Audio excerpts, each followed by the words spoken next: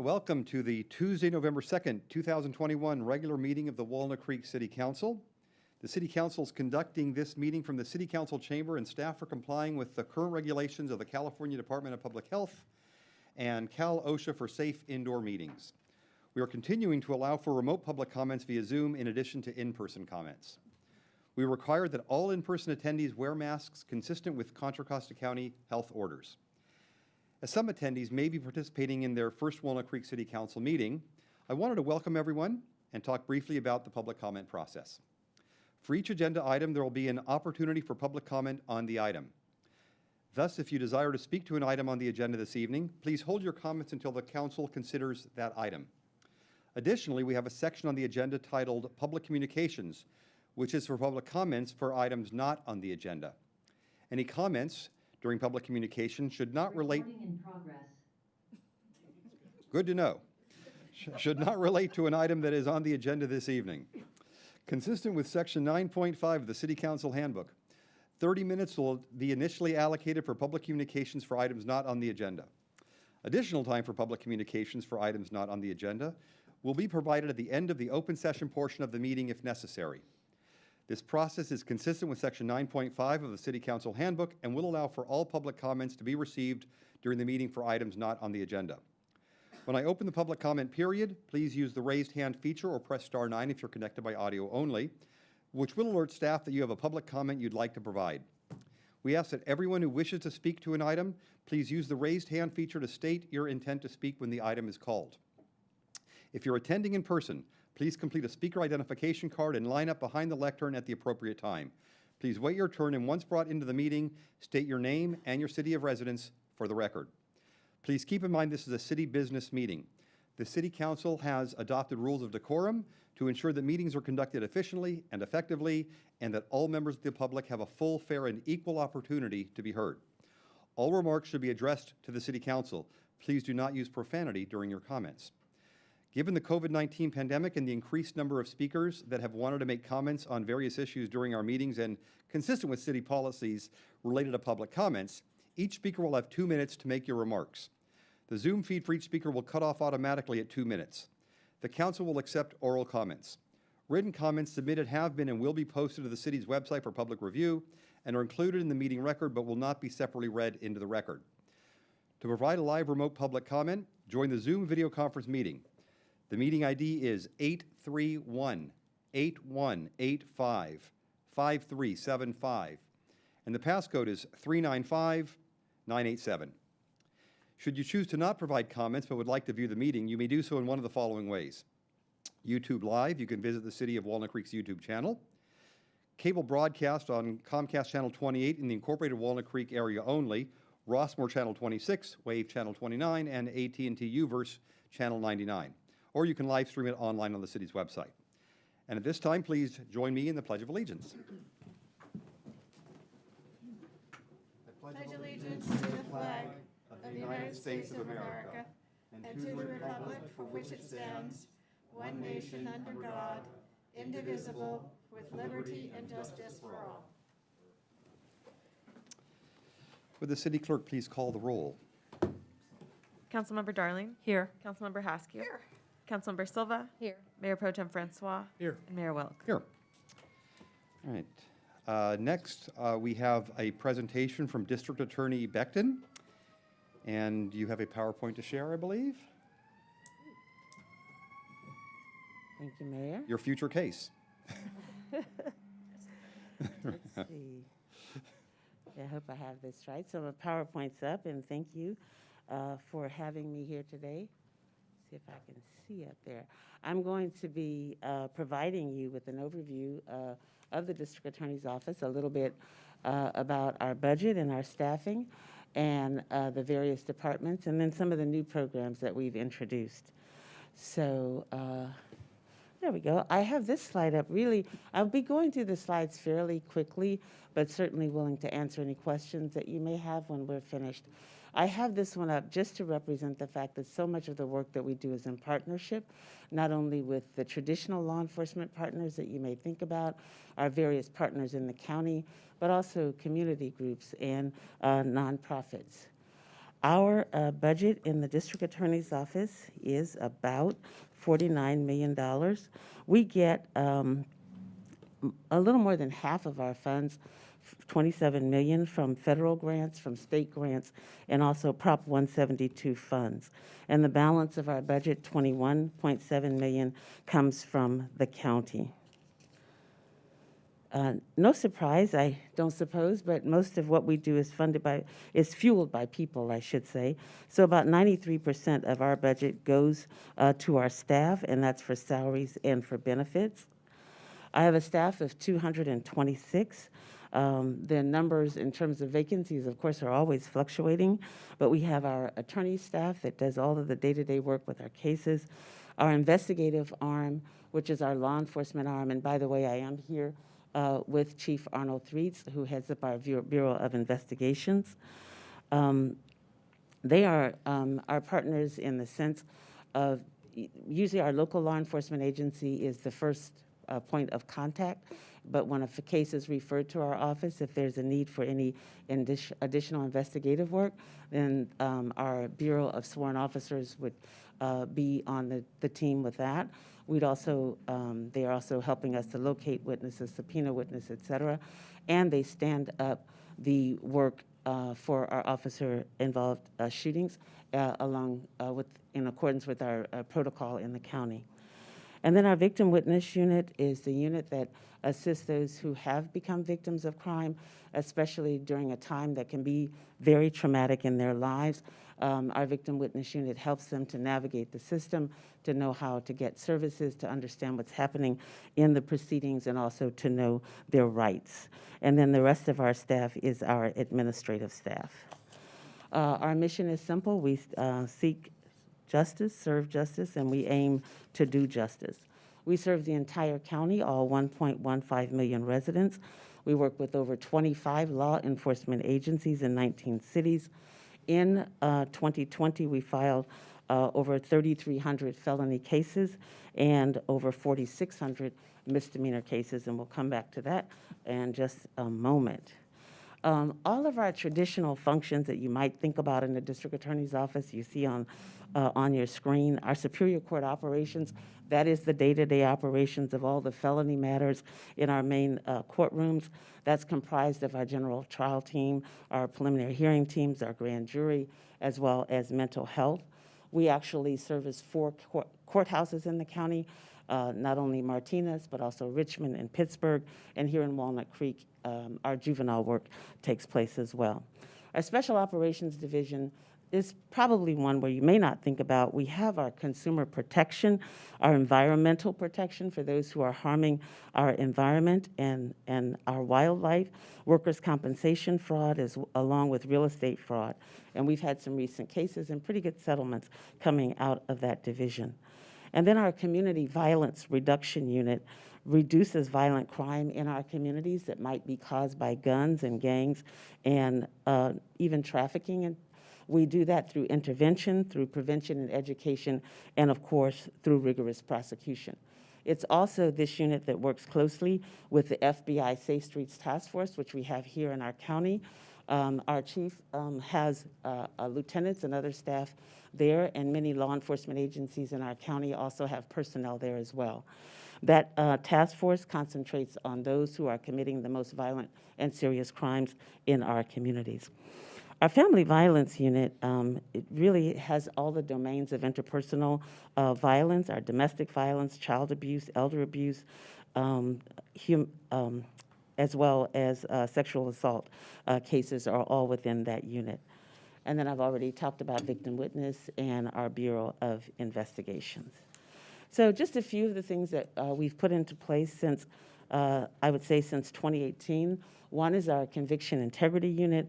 Was the first standalone conviction integrity unit for Contra Costa County, investigating prior convictions, seeking justice for those who may have been wrongfully convicted, and also having actual claims of actual innocence, or if there was any significant integrity issue during the investigation.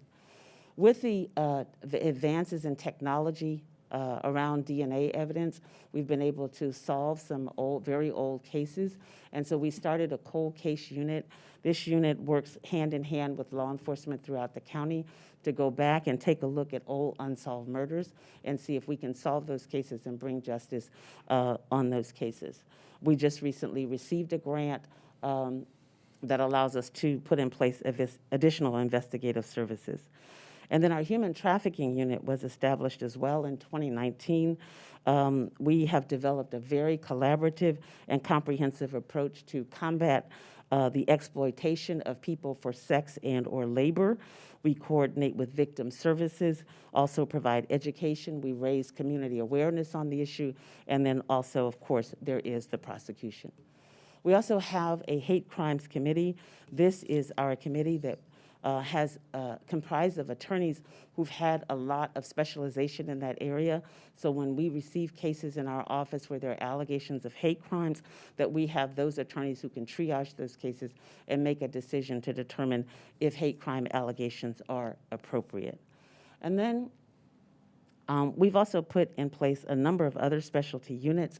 I was very pleased to receive a $1 million grant from the state of California to establish the first countywide juvenile diversion pre-filing program.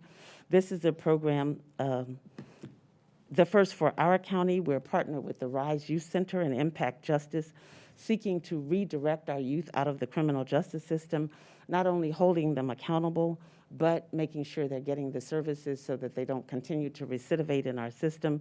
It's trauma-informed, and we also seek to reduce the disparities that exist. We're also partnered with the Vera Institute, helping us to take a critical look at our data and our own decision-making to help and inform our policies going forward. And then we also just received $1 million from the governor's office to establish a post-conviction sentencing program under the authority of AB 2942, so that district attorneys now have a chance to go back and look at old sentences that we believe are no longer in the interest of justice and make those recommendations to the court. We're one of 9 counties in the state of California participating in that program. Our sexual assault test kits are up to date in Contra Costa County, and we've recently worked with our law enforcement agencies to put in place an electronic tracking system so that our test kits don't get behind again in the future. We've also brought into the office immigration training so that my attorneys understand the consequences around our plea bargaining, implicit bias training for the first time in Contra Costa County's history in the district attorney's office. And we've established a community academy so that citizens can come in to our office. They spend a few weeks with us. It's a certificated program and learned all about not only the working of the district attorney's office, but also all of our justice partners as well. And then through Code for America, we were able to go back and dismiss old marijuana convictions that are no longer illegal, but still on the books, allowing people to get back into society with housing and jobs. And then we've retooled our entire process for responses to fatal incidents. So happy to answer any questions that you might have. I forgot to tell you that before serving as a district attorney, I served as a judge here in Contra Costa County for 22 years, former presiding judge, and I currently serve on the governor's California Victims Compensation Committee as the public member, as well as on the Judicial Selection Advisory Committee, vetting persons who might be interested in judgeships in our county. Great. Well, thank you so much, DA Becton, and thank you for everything that you do and the role that you serve in the community, and certainly for Walnut Creek as well. Let me ask if we have any questions or comments that anybody would like to make. Mayor Pro Tem Francois. Thank you for being here, DA Becton. Thank you.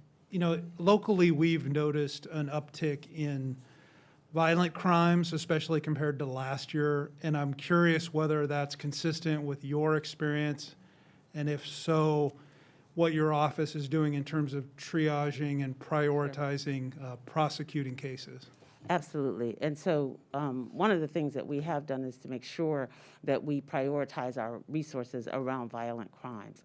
Looking at the statistics, of course, we know that during the pandemic, violent crime has gone up, not just here in Contra Costa County, but around the entire country. We see the uptick, though, in particularly two kinds of places. One has to do with car-related auto-related thefts and crimes. So we are in the process, along with Chief and his team, looking at putting together a task force so that we have the ability to bring the resources from all over the county to help work on those cases. And then I mentioned that we have the FBI Safe Streets Task Force. There has been an uptick in crime around guns around the country as well, and that is where our task force comes into play to concentrate on those people who might be committing the most violent crimes in our community. And so our task force does tremendous work with a number of our cities. We've done lots of work here, even with the Walnut Creek Police Department, to help solve cases and bring justice.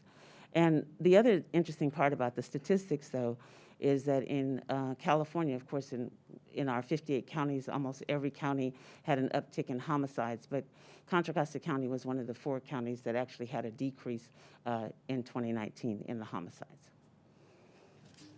Thank you. You're welcome. Councilmember Silva? Thank you for being here. And to follow up on the Mayor Pro Tem's question, standing up a task force on violent crimes, what about charging them? Because that's what people are concerned about, is that people are not being charged for the crimes and therefore off the street, or others are not being dissuaded from committing those crimes. Are you saying that people are concerned that violent crimes are not being charged? Because I think nothing Yes. could be further from the truth. I mentioned earlier that we charged over 3,600 felony cases just last year alone, and certainly when our agency partners bring violent crimes into our office, we are giving them the utmost of attention and filing those cases with rigor. So I'm thinking about all the units that I mentioned earlier, our domestic violence units, our sexual assault units, our gang violence units, our homicide unit. All of those units are quite busy and handling and filing and prosecuting cases in Contra Costa County. So just passing on some feedback that the community doesn't always perceive that. Thank you for the feedback, though. Any questions here? I just have one also follow-up question. You mentioned that there has been an uptick across the country in gun-related crimes. Maybe this is just asking your opinion, or maybe there's a study on this, but is there any kind of survey or study from across the country of why that is? No, we haven't seen the studies as of yet. Of course, we're still in the pandemic, but there have been a number of opinions expressed that it could, one, relate to the pandemic. It could also relate in the uptick of the distribution of guns and having more guns in the hands of more people. The impact of the unrest in our country during 2020, and then also the shift in focus so that crimes of opportunity, especially around the car thefts, is certainly a place where we should see the upticks. Thank you very much. All right. Thank you for the presentation. Appreciate it. you. We'll Thank see you soon. Next on the agenda is the consent calendar. Does any council member wish to pull an item for discussion? And the first thing I'll do, actually. All right, well then I'll ask the public if there's any member of the public that wishes to comment on a consent item on the calendar. Please use the raised hand feature or press *9 if you're connected by audio only, if you'd like to provide a public comment. For those who desire to provide public comment on a consent calendar item, please raise your hand now. And as a reminder, each speaker will have 2 minutes to make their oral remarks. The Zoom feed for each speaker will cut off automatically at 2 minutes. Written comments submitted have been and will be posted to the city's website for public review and are included in the meeting record, but will not be separately read into the record. And at this time, I'll ask the city clerk if there are any members of the public who would like to provide comments. Mayor, I don't see any hands raised on Zoom. Okay, so seeing no speakers, I'll ask the council if anybody would like to make a motion with regard to the consent calendar other than item 2E. Move to approve consent calendar items 2A through D, F and G. Second. We have a motion and a second. Would the city clerk please call roll? Councilmember Silva, Aye. Mayor Pro Tem Francois, Aye. Councilmember Darling, Aye. Councilmember Haskew, Aye. and Mayor Wilk. Aye. Motion carries unanimously. Thank you. Okay, now we do have item 2E, and I just wanted to bring this up, and I know that staff's been working with the Library Foundation on this, and I see that we have former Mayor Kathy Hicks and Susan Moon with the library as well, and if you'd like to come up and we're excited about being able to work with you on this kind of a extended library hours. Good evening, Mayor Wilk and council members. As you said, my name is Kathy Hicks, and I'm here as president of the Walnut Creek Library Foundation, along with Susan Moon, who is our executive director, and Kathleen Chow, who is our program assistant. The Walnut Creek Library Foundation has been supporting Walnut Creek libraries for more than 20 years. We work to raise funds to supplement public funding so that our libraries have the facilities, programs, and materials that our community needs. The free programs plus the critical materials and equipment are made possible by community donations and to the Walnut Creek Library Foundation, including each one of you, and thank you so much for your support. During this difficult time of the COVID-19 pandemic, libraries have provided a critical community connection through online programs, curbside pickup of library materials, and digital access to a broad range of services for people of all ages. Thanks to community support and donations, we are pleased to be able to contribute $50,000 toward maintaining extra open hours. Partnering with the city, we have ensured library access for 52 hours per week at both the downtown and Ignacio Valley libraries. Though the foundation does not typically fund library hours, in the wake of the unprecedented financial and health crises resulting from the COVID-19 pandemic, the foundation is going above and beyond its typical activities to provide a one-time grant to support library hours at both branches. Thanks to a partnership between the county and city, the Ignacio Valley Library parking lot will soon be repaved. Upgrades will be made to bring the curb ramps and walkways into compliance with the American with Disabilities Act. We look forward to celebrating the Ignacio Valley Library's reopening once the work is completed. And then patrons will be able to enjoy a new laptop kiosk that dispenses 6 laptops and 12 charging units that has been purchased with funding from the Library Foundation. Also, the foundation recently purchased 2 sets of charging lockers for the Walnut Creek Library, allowing patrons to securely and safely charge their devices. We thank you so much for your strong support for our libraries. And now, Susan Moon. We have much to celebrate as we look ahead. We're excited to share that after a 2-year hiatus, we're planning the return of our annual Authors Gala, an enchanted evening on May 14th, 2022 in our beautiful Walnut Creek Library. So please save the date. And we're thrilled to share that our last Live from the Library program of the year will actually be in person on December 7th. Join us to hear SF Jazz Trio Charged Particles with guest saxophonist Todd Dickow perform in the Oakview Room at the Walnut Creek Library as we celebrate the first in-person event since the pandemic began. And you can register for this free program on our website at wclibrary.org. We appreciate the City Council's ongoing support for our libraries, recognizing the many benefits they bring to our community. So now, the Walnut Creek Library Foundation would like to present you with a check towards the extra library hours. A very large check. Thank you.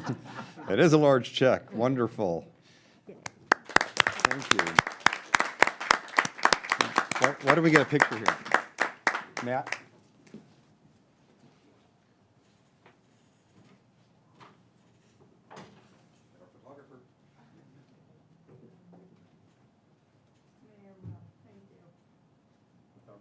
Thank you.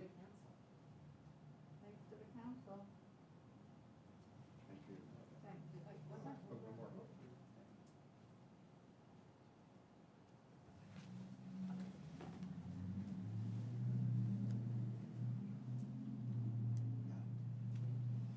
Thank you very much. Oh, the real thing, okay. That's good.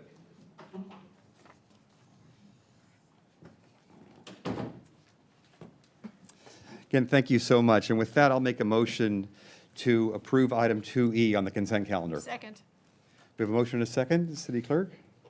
Mayor Wilk, Aye. Councilmember Haskew. Aye. Councilmember Darling. Aye. Councilmember Silva. Aye. Mayor Pro Tem Francois. Aye. Motion carries. Yay. Again, thank you so much. Next on the agenda is public communications. This portion of the meeting is reserved for comment on items not on the agenda. Under the Brown Act, the council cannot act on items raised under during public communications, but may respond briefly to statements made or questions posed, request clarification, or refer the item to staff. Consistent with Section 9.5 of the City Council Handbook, 30 minutes will be allocated at this time for public communications for items not on the agenda. Additional time for public communications for items not on the agenda will be provided at the end of the meeting if necessary. Does any member of the public wish to provide public comment at this time? Please use the raised hand feature or press star 9 if you're connected by audio only if you'd like to provide a public comment. For those who desire to provide public comment on an item not on the agenda, please raise your hand now so that we can identify the total number of speakers that desire to speak at this time. If there's anybody that would like to speak in person, please come up to the dais at this time as well. As a reminder, each speaker will have 2 minutes to make their oral remarks. The Zoom feed for each speaker will cut off automatically at 2 minutes. Written comments submitted have been posted to the city's website for public review and are included in the meeting record but will not be separately read into the record. At this time, I'll note that the time is 6:27, and we'll take public comments on items not on the agenda until approximately 6:57, and then the remainder of any such comments at the end of the open session portion of the meeting. City Clerk, are there any members of the public who would like to provide comments? We do have a few speakers on Zoom. We'll go ahead and bring in Bailey Wexler.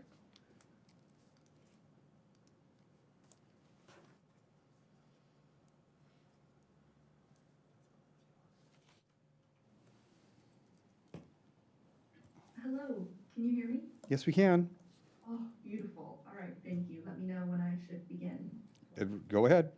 All right, thank you so much, Mayor Wilk and members of the council for sharing your time and lending your ear. My name is Bailey Wexler. I am a Walnut Creek resident and a member of NAMI Contra Costa, the National Alliance on Mental Illness. NAMI was founded in Walnut Creek, which is why we have a strong presence here and pay extra close attention to city affairs. And in the future, I hope to be working with all of you on some collaborative projects between NAMI and the city of Walnut Creek. I wanted to mention a couple of those projects that we had in mind just to bring your attention before the new year begins in a few quick months. First, I know that there has been around $100,000 set aside in part to establish the Miles Hall Crisis Center hub.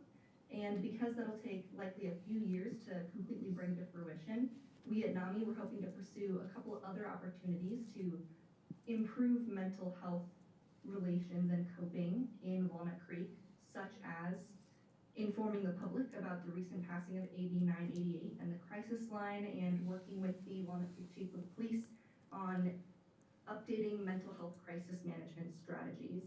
It's one of the projects that we at NAMI hope to pursue with the collaboration of you all. Another project has to do with the Lancaster Park that was recently established.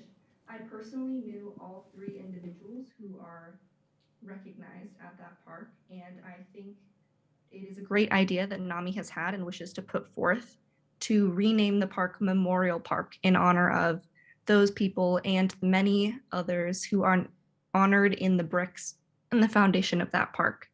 So that is the second idea and goal that I hope to work with you all towards achieving. Thank you so much for all of your time and hard work, and I look forward to working with you. Thank you, Bailey. Next speaker is someone on the phone, last 4 digits, 7978.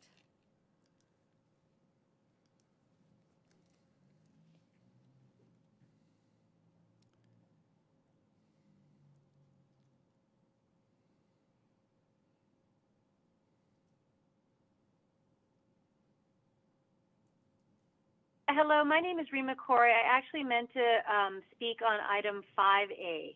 Oh, okay, then we'll talk to you then.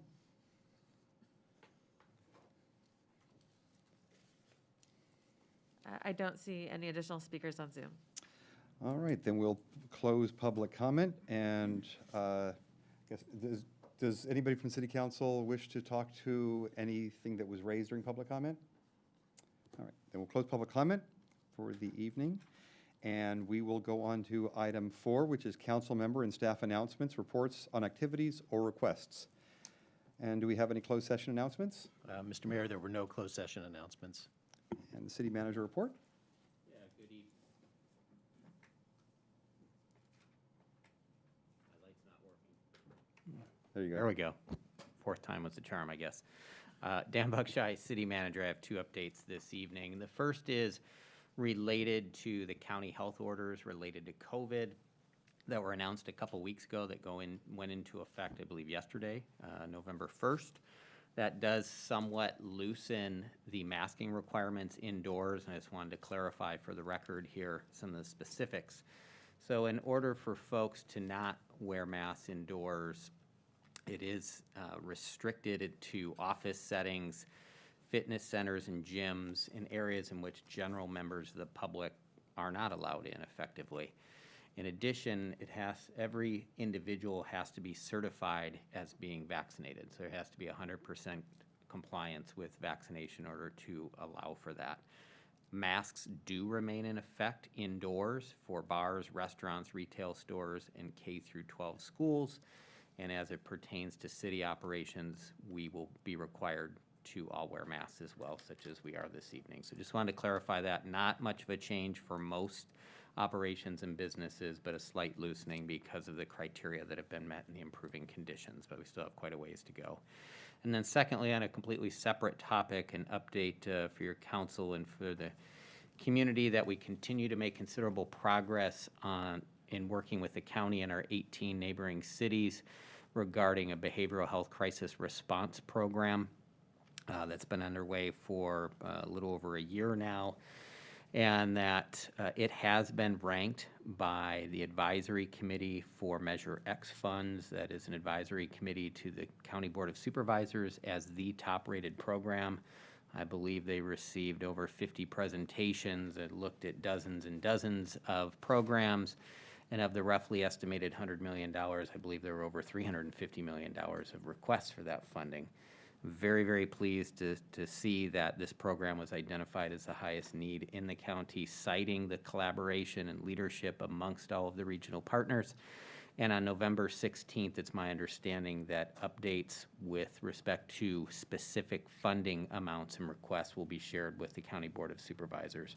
So I'd recommend anyone interested in following that process to tune in to the November 16th County Board of Supervisors meeting and express their interest. And I'm quite certain that once we know more of the details, the city will be offering its support of this program as we have in the past. And that's it for me this evening, Mayor. Thank you.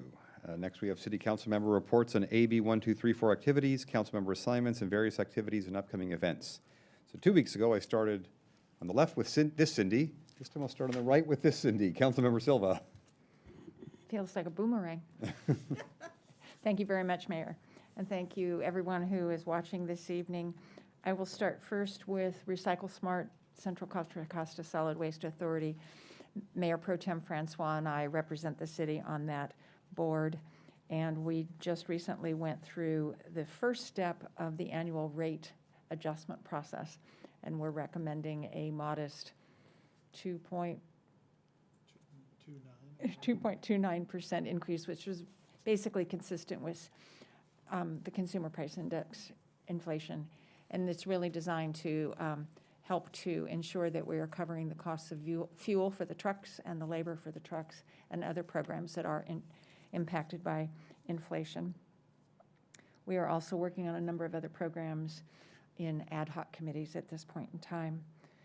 The city manager and I attended the recent Chamber Board of Directors meeting, and they have expanded their board of directors and really become more inclusive of other business groups, including the East Bay Leadership Council and Walnut Creek Downtown, which is really a good thing as we look to the future of business in Walnut Creek and business in the region, because in many ways, we are the center of business for the region as well.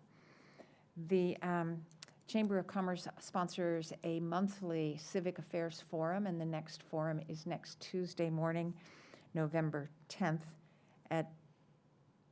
November 9th at 9 a.m. And the topic, it's online, so you can sign up for it through the Chamber of Commerce website. The topic is the regional housing needs allocation process, the housing requirements for Walnut Creek, and how housing looks across the region and the impacts. And our senior planner, Andrew Smith, is one of the speakers, as well as a representative from the Bay Area Council and one other representative. So that should be an interesting discussion that morning. Again, it's Tuesday, November 9th at 9 a.m.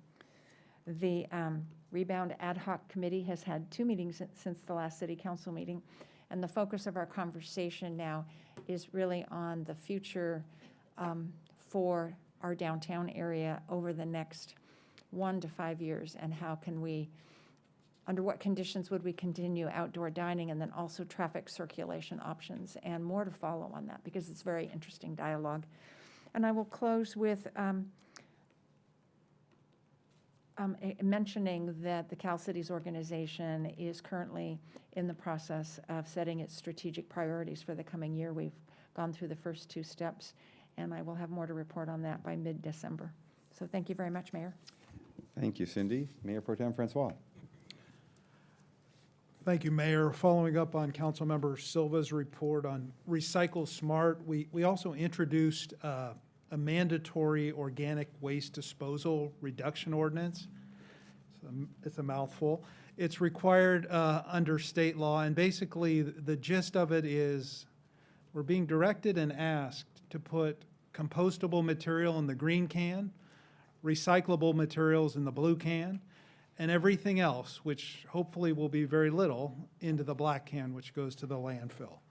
So it's complicated. There are a lot of nuances to it, and we've asked, there's also a component that requires local agencies to procure a certain amount of recyclable materials, and I know Recycle Smart has worked with our public works staff and other staff to talk about that, but in terms of the larger community, we've asked the Recycle Smart staff to come in the first half of next year and do this for every agency and provide an update on these new regulations. The good news is there's a phased-in enforcement process with education first for the first few years, and then the penalties start after that. We also received a legislative update from Californians Against Waste, that 2 bills worth noting here. SB 343, kind of truth in advertising bill, that the chasing arrow that you see on various plastic and other materials, not everything that has a chasing arrow is actually recyclable. So in the future, this law will require that if it has a chasing arrow, it's mandated to be recyclable. Otherwise, it can't have that arrow on it. And AB 1276, which is you will only receive single-use foodware like utensils if requested, both of a restaurant and that is my yes. Mike, for some reason. Speak closer. Okay. Golden Rain Foundation, Rossmore, attended their board meeting. Parks Your Future, Community Service Day, and the terrific response staff to the large storms we've had in the past few weeks. The CEO provided us an update, the larger Rossmore community, and me an update on the vaccines in the zip code that Rossmore is in, which includes my home address as well as Councilmember Silva. Nearly 91% of residents in that zip code are vaccinated, which is very encouraging. The CEO mentioned that, like a lot of businesses in the area and throughout the country, the Rossmore Foundation is being heavily impacted by labor shortages. There's a lot of openings for lifeguards and all across the organization. So if you're looking for employment and have an interest in working in Rossmore, please check their website. As usual, there is increased demand for pickleball. I think I hear that each time that I attend their board meeting. and where the courts will be located, and they're even talking with some city staff about a potential joint partnership in that regard. Along with several of my council colleagues, I attended the East Bay Division of the League of Cities, where we received an update from local transportation leaders, both Alameda and Contra Costa, and I found that very interesting, especially kind of what's happening with autonomous vehicles and the future of transportation in regard to that. With the mayor, I attended the mayor chair of the commission meeting last Friday morning, and it's always a highlight to enjoy breakfast from Sunrise Bistro. The city manager was there, as well as all of our chairs and vice chairs of the commissions. We received an update from the Youth Commission. They are full of energy, smart, and engaged as always, moving forward with some policy programs and expanding their social media reach on Instagram to talk about open space, trail safety. They're looking at historical walks that they can lead, and generally just doing a wonderful job. I mentioned that I'd served on the Youth Leadership Commission in the city of Campbell, where I grew up, but I said we were nowhere near as organized and motivated as you all are. So, Arts Commission, Bedford Gallery is reopened and has been for some time. There's an artist has been selected for the Redney Plaza. There's some excitement about that, and the art piece that will be selected there, as well as some repairs that I'd like to see, and I know that my council colleagues would too, to the Veterans Memorial Plaza outside of City Hall. The Pros Committee, the Planning Commission and DRC, a series of extensions, some housing projects, one of which may come to the council on an overlay zone action concerning a townhome project on Walden. And the Planning Commission did grant a use permit for Planet Fitness to occupy the former Cost Plus space, so it'll be nice to see that reoccupied. Transportation and the rest of the commissions didn't have too much of an update. And finally, I had the pleasure of attending the government classes for Mr. Avicoli at Los Alamos High School with the mayor yesterday, and hearing from many engaged young constituents. Okay, thank you, Mayor Pro Tem. Councilmember Haskew. Thank you, Mayor. Well, there's the CCT, Contra Costa Transportation Authority, which was already mentioned for having done the East Bay League of Cities, Cal Cities division.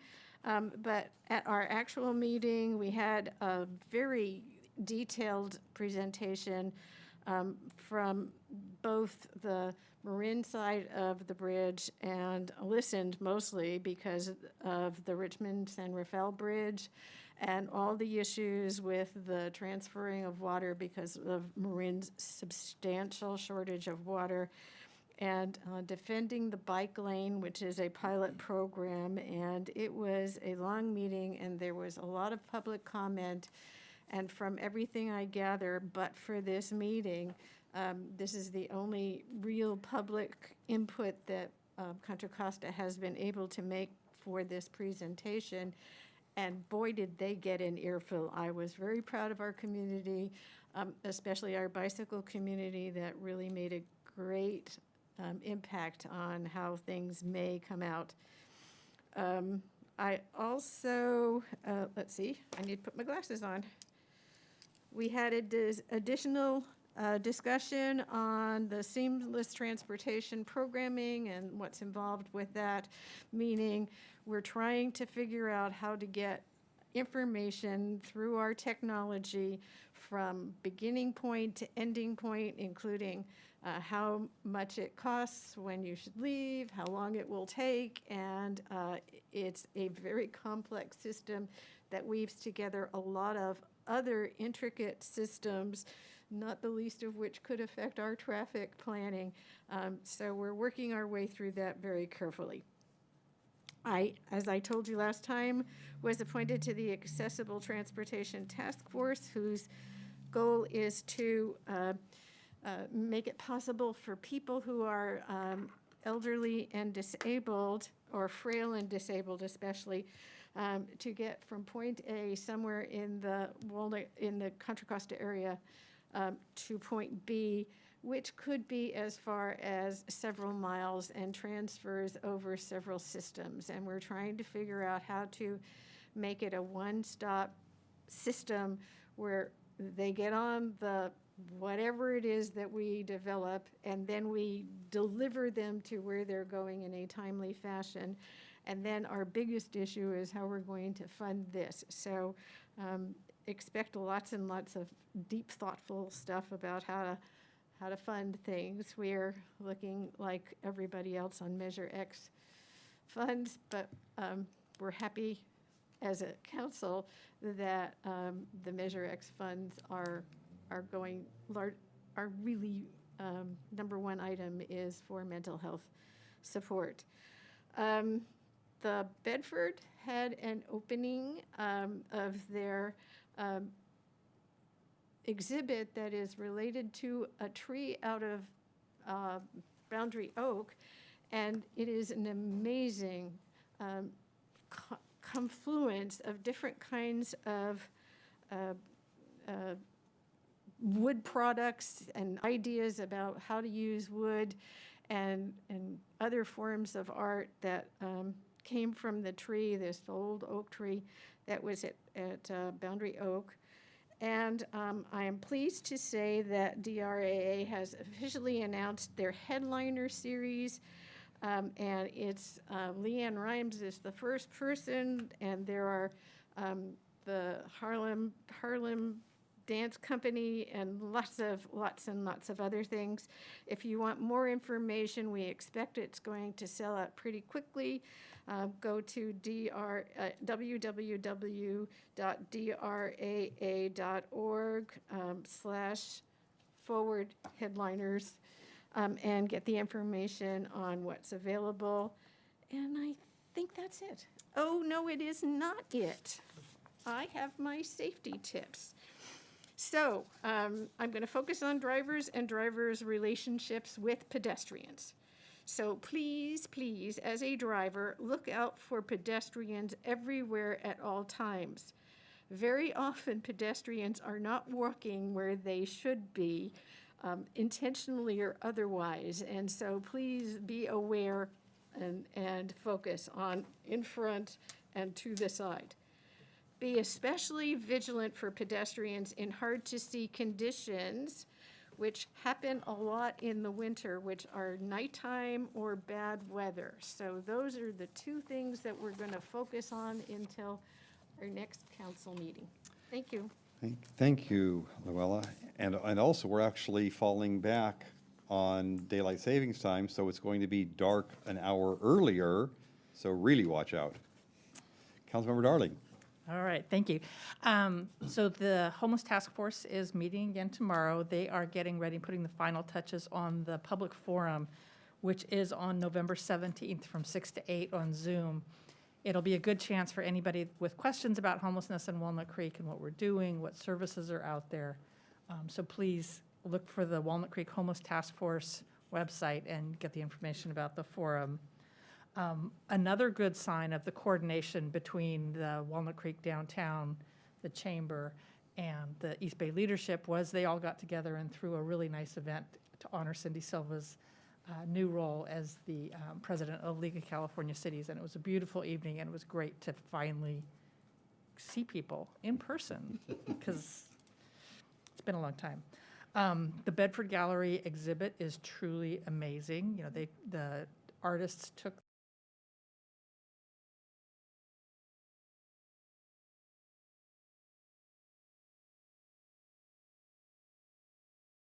very impressionistic, and we both found things there that we liked. So there's a wide variety of artwork there. And then the last thing, this isn't a city council thing, but it was really cool. The Lower Walnut Creek Restoration Project, which is Contra Costa County flood control, together with the John Muir Land Trust, a number of state and federal agencies have been funding. It's about a $25 million project on the lower end of Walnut Creek.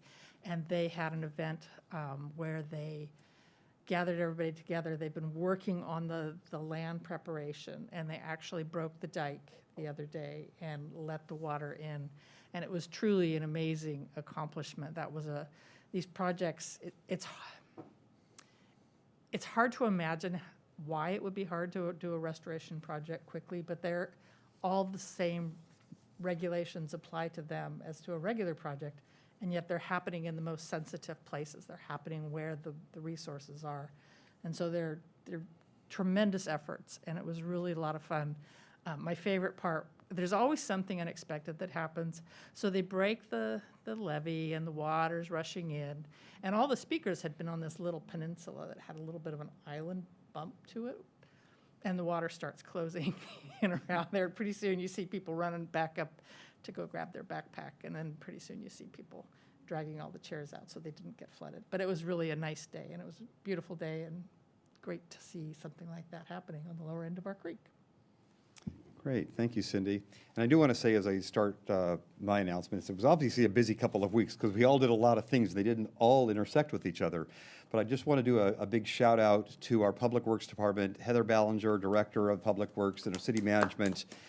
The storm that came in a little over a week ago, anybody that watched the news saw all of these disasters and huge issues and flooding all over the Bay Area. But you didn't see that in Walnut Creek, because all the preparation that had been done in the days leading up to the Category 5 storm, and everybody being on point, ready on that Sunday when everything hit, or Saturday night when everything even hit. And then on Monday, when the cleanup was already underway, Walnut Creek really ran well. And I think that it's huge testament to our city staff and our city management. And this is coming from somebody who didn't have power for 30 hours. So it was tough, but that was nothing to do with the city. that was PG&E. So thank you so much. You really, Walnut Creek shined during that time. So big hands. All right, some other things that were done over the last couple of weeks. Rossmore had a diversity festival, and it was a huge success with hundreds of people turning out. All sorts of different clubs celebrating diversity, performances. I wasn't sure what to expect. It was the first time they did it. It was a rousing success. So I expect next year we're going to see something that's even bigger. We did have a meeting of the Diversity, Equity, and Inclusivity Task Force last week, and we discussed, or I should say a couple of weeks ago, we discussed some key insights from the Jason Seals and Associates report from earlier this year. Our consultant's going to be reviewing and analyzing the list of themes that were discussed, consider the input from the task force, and develop a final set of themes that'll shape the community survey. Our next meeting is in 2 weeks, and it'll define the themes, delivery method, and combination of residents and businesses to be surveyed, so watch for that. I was also at the groundbreaking for the new cancer center at the John Muir Hospital, which is going to be opening at the end of 2023, early 2024. This is truly state-of-the-art and is a huge accolade to have this in Walnut Creek. I was asked to attend Here I Am as one of the elected officials in Contra, Costa County, united against anti-Semitism in the East Bay. There were about 30 elected officials that were there at Temple Beth Abraham in Oakland. I was invited to represent Contra Costa, and again, against anti-Semitism. There'll be one in Contra Costa County in the spring, and I believe we'll all be getting invitations to that. On last Friday night was the Trunk or Treat event? I'm trying to remember which of the days here. Wow is all I can say. Civic Park was filled with kids and families, the police department, arts and rec. There were all sorts of departments that were there, lots of different groups from town. The line for going through extended all the way to Civic Drive. And it was just, it was a huge, successful event. So again, thank you to staff and everybody for participating in that. Sustainability Week started right after our last meeting. It just ended this last Sunday. The kickoff occurred, successful events around town. Lots of people stopped by the booth that they had this last Sunday at the farmers market to learn more. It was actually meant to start at the farmers market booth the week before, but there wasn't even a farmers market with the storm that had hit us. So again, we're going to be seeing a lot of things coming across for that for next year. And as we stated a couple of weeks ago, we believe this is the first time there's been a Sustainability Week in any city in the country. So glad to see Walnut Creek leading the way on that. As Mayor Pro Tem mentioned, we spoke at the government classes at Las Lomas yesterday. I also was asked to speak at the social studies government class at Muir Elementary School to the second graders last Friday. Talk about engaged. It was so great to see every hand go up whenever any question was asked. And their biggest interest was that they could run for mayor and city council at 18 years old.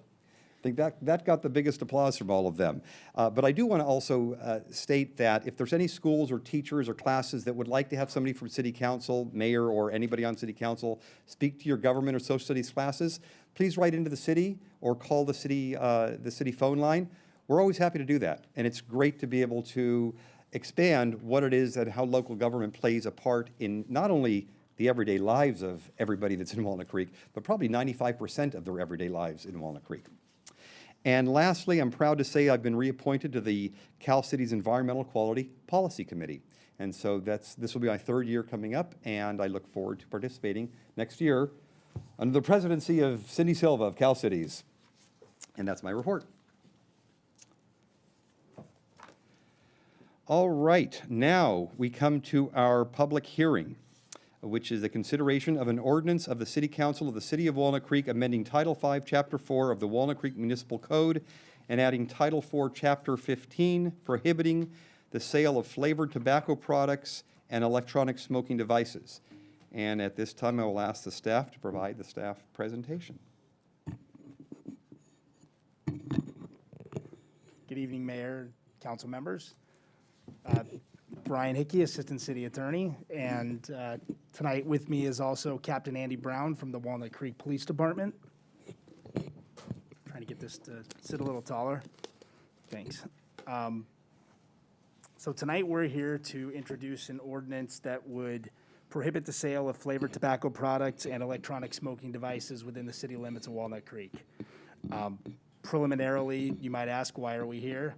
As you see in the agenda report and in the ordinance itself, both the CDC and the California Department of Health, along with other agencies, have broadly determined that one, smoking is the leading preventable cause of death in the United States. And when you look into those statistics further, 9 out of 10 smokers start before they're 18 years of age. And of those folks who do decide to smoke before the age of 18, when surveyed, specifically the cohort between the ages of 12 and 17, express a strong preference for flavored tobacco products and electronic cigarettes. I'd take a brief moment just to give an overview of the current regulatory landscape. First, at the federal level, in 2009, the Family Smoking Prevention and Tobacco Control Act was enacted by Congress, and what that did was that prohibited flavored cigarettes but excluded menthol. So that's why you see menthol cigarettes and regular cigarettes. And then what it also did not do is it did not address other flavored tobacco products. So for instance, cigars, smokeless tobacco, and other products did not fall under the purview of that 2009 legislation. As recently as 2020, the FDA has come back and prohibited flavored electronic cigarettes, but they've basically done what I would consider a partial ban. So essentially, menthol is excluded from the ban, and then the FDA is basically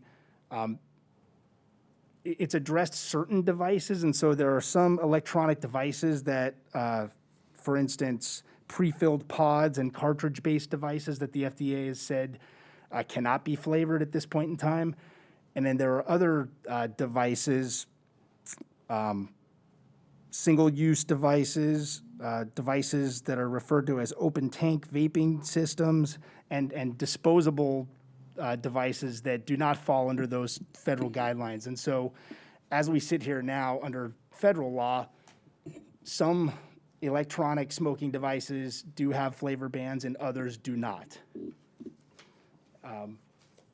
At the state level in August 2020, state legislature enacted SB 793, and that is a broad prohibition on flavored tobacco products. Unlike the federal regulations, it does include menthol, and it also includes other tobacco products. So chewing tobacco and electronic cigarettes also fall within the purview of SB 793. There are 3 notable exceptions under state law, and those are for hookah businesses that are limited to folks who are 21 and over, and restrict entry to anyone who is not 21 years of age. There's also an exemption under state law for premium cigars and pipe tobacco. At the state level, again, SB 793 was enacted in August of 2020. It was immediately challenged by the tobacco industry. There was a lawsuit filed by R.J. Reynolds against the state of California. And at the same time, there was a ballot referendum that has gained enough signatures that it'll appear on the November 2022, on the ballot in November of 2022. At the same time, during this litigation, R.J. Reynolds had asked the courts to grant a preliminary injunction that would stay enforcement of the regulations until November 2022. And during that time, effectively, R.J. Reynolds and the state attorney general came to an agreement where the state stipulated that it would not enforce the provisions of SB 793 until November of 2022 when the voters speak. So at this point in time, SB 793 is enacted law, but it's not being enforced by the state attorney general. At the county level, Contra Costa County in 2019 passed a broad flavored tobacco and electronic smoking device prohibition. The primary point with that ordinance is that it only applies to unincorporated county areas.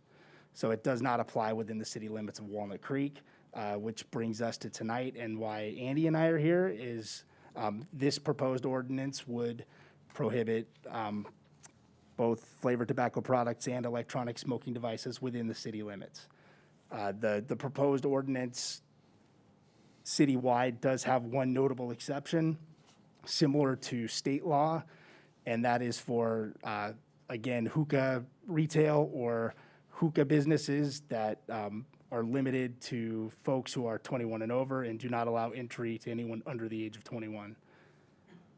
The other thing I would note about the proposed ordinance is it's designed to not become effective for 5 months to allow some period of time for outreach and education in the hopes that folks will voluntarily comply prior to enforcement, which again, under the ordinance is designed to be 5 months out after it's adopted.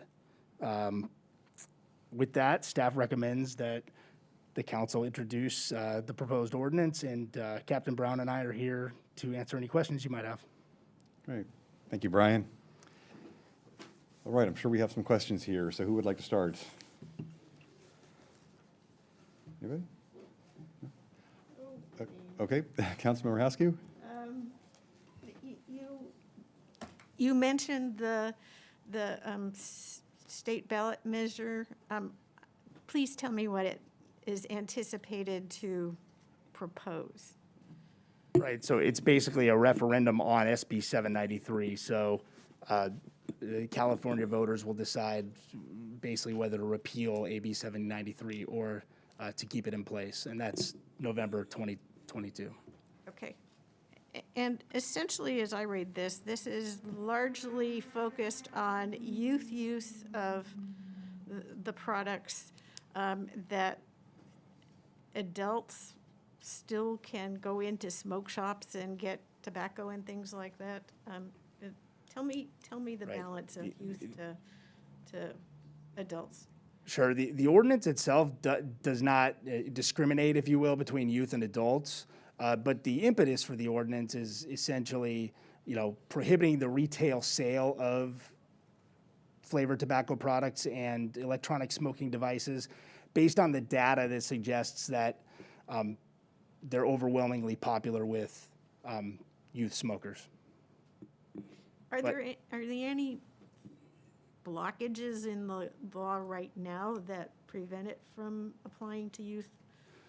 There are, from the standpoint that overarching everything under federal and state law, the minimum age to purchase tobacco products is 21. Okay, thank you. Questions? Councilmember Silva? So how are youth purchasing or acquiring the flavored products? If it's against the law for them to buy tobacco products, this is a tobacco product.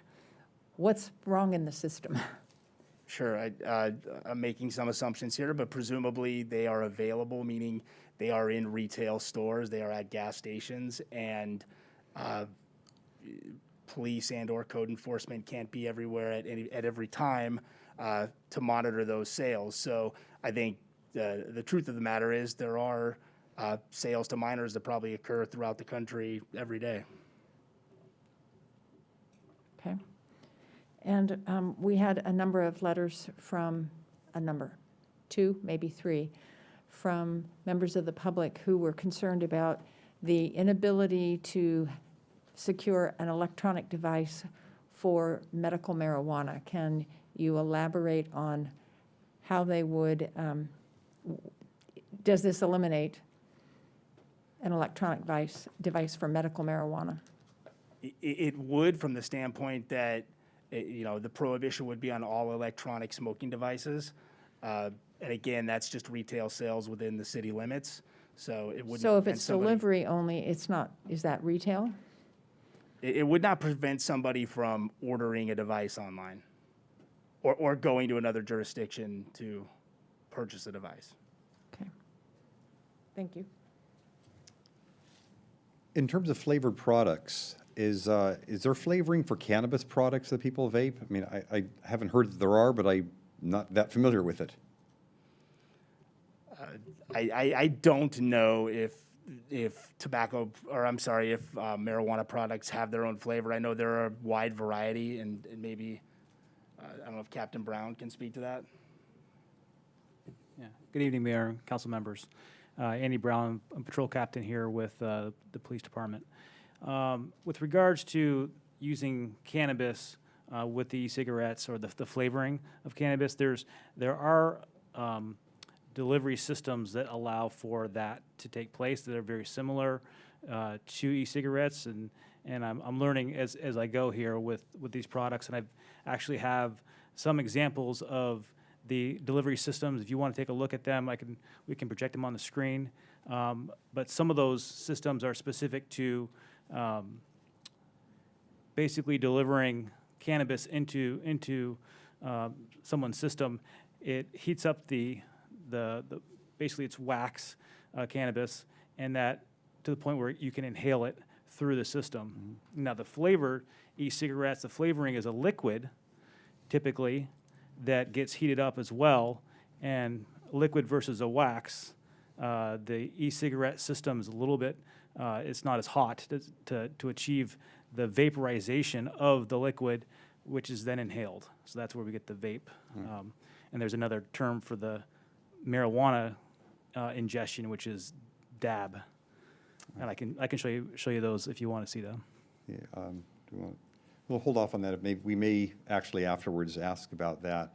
In terms of the heating of whether it's the flavored or the wax itself, have there been studies that have shown that heating can damage lungs just from the fact of it's heated as they breathe it?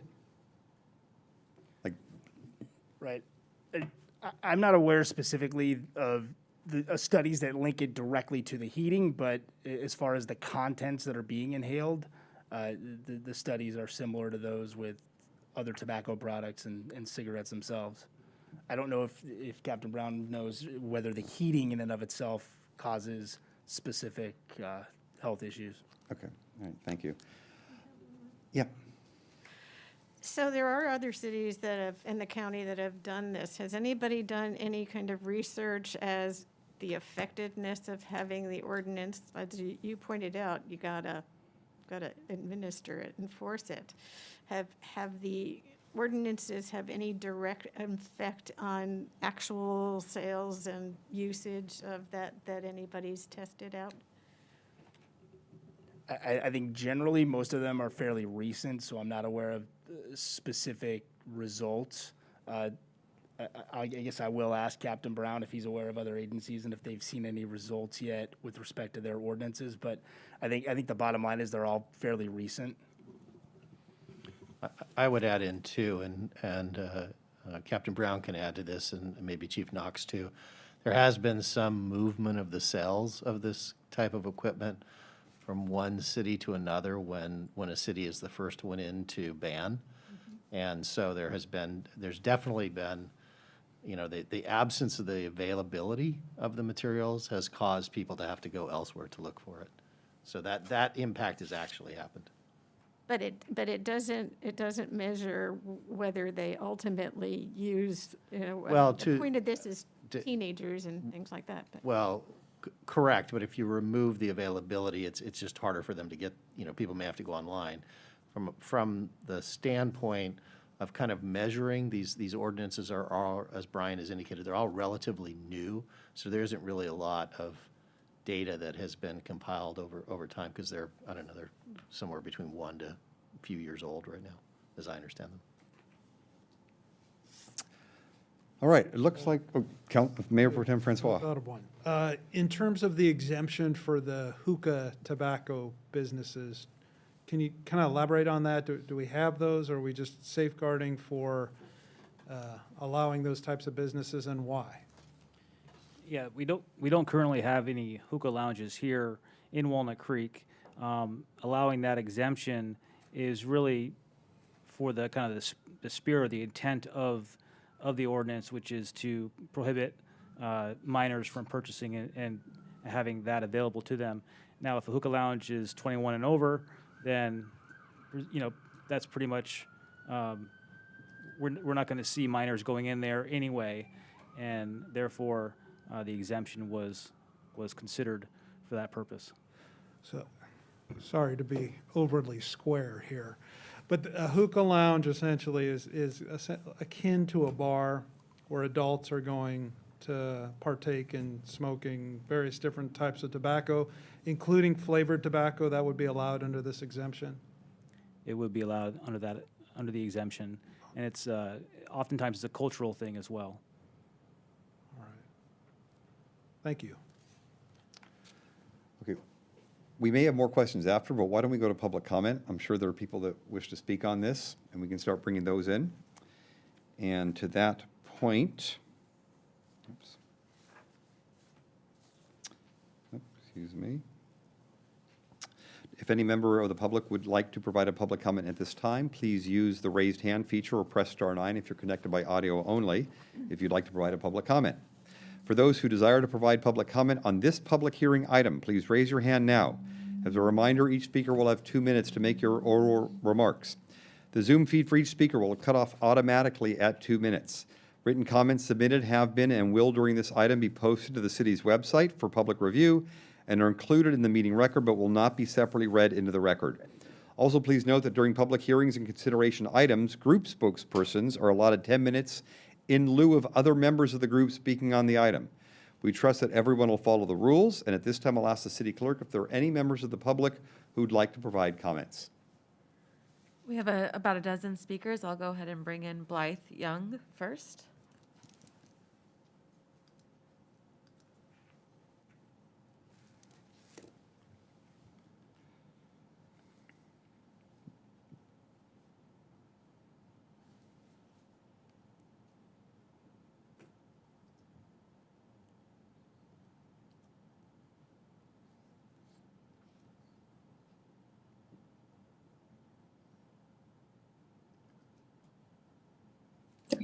Good evening, council members. My name is Blythe Young. I'm the Community Advocacy Director for the American Heart Association here in the Bay Area.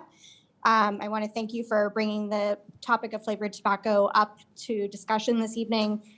We would, however, like to see hookah considered in a future iteration of this policy. Hookah is very popular with youth, and we do find that adult-only stores are some of the worst offenders in other jurisdictions that have passed these policies. But you will be taking an important first step tonight in eliminating the majority of flavored tobacco products. One other thing about any exemption you leave in your policy does tend to become the go-to product with youth. That's what we've seen in other jurisdictions. We do support the state bill Sb9 as well as local jurisdictions passing their own policies. We really saw the state as an opportunity to raise the floor of tobacco policy throughout the entire state. And we know that Bay Area jurisdictions have been the leader on this issue and have passed comprehensive policies for the most part. So I would encourage Walnut Creek to come back to this issue and consider going comprehensive. Flavors like Gummy Bear and Stacy's Mom and Cotton Candy are not cultural use flavors and are particularly attractive to youth. So I would consider those updates, and I would also consider updating your tobacco retail license to ensure that you have at least one annual compliance check to the comment earlier about efficacy of this policy. Thank you very much. Thank you. Next speaker is Brian Davis.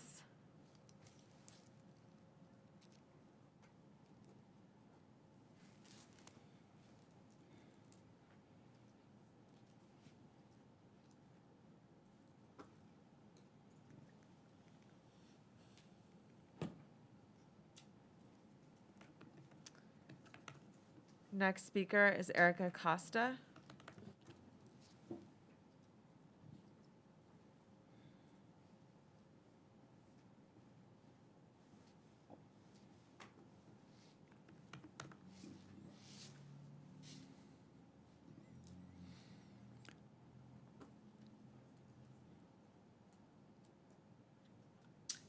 Good evening, and thank you, council members, for the opportunity to speak tonight and for your leadership in bringing light to this issue. My name is Erica Costa, and I'm the Advocacy Director for the American Lung Association in California.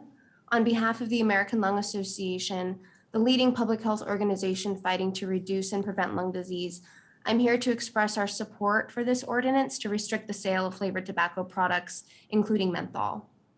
Each year in California, nearly 40,000 adults die from smoking-related causes. And according to the U.S. Surgeon General, tobacco companies have a long products to entice new, younger customers. 8 out of 10 youth smokers report that they initiated tobacco use with a flavored tobacco product, and that the younger a person is, the more likely they will be to use a flavored product. E-cigarette use among middle and high school students is higher than that of traditional tobacco products, tobacco users. The number of middle and high school students using e-cigarettes rose from 3.6 million in 2018 to 5.3 million in 2019. That's a difference of 1.7 million youth in just 2 years. But effective policies to end the sale of flavored tobacco products can curb that trend. With this in mind, we urge the City Council of Walnut Creek to restrict the sale of flavored tobacco and promote public health for all of its residents, especially the youth that are targeted with flavored tobacco products. Thank you so much. Thank you. Next speaker is Sharice Kay.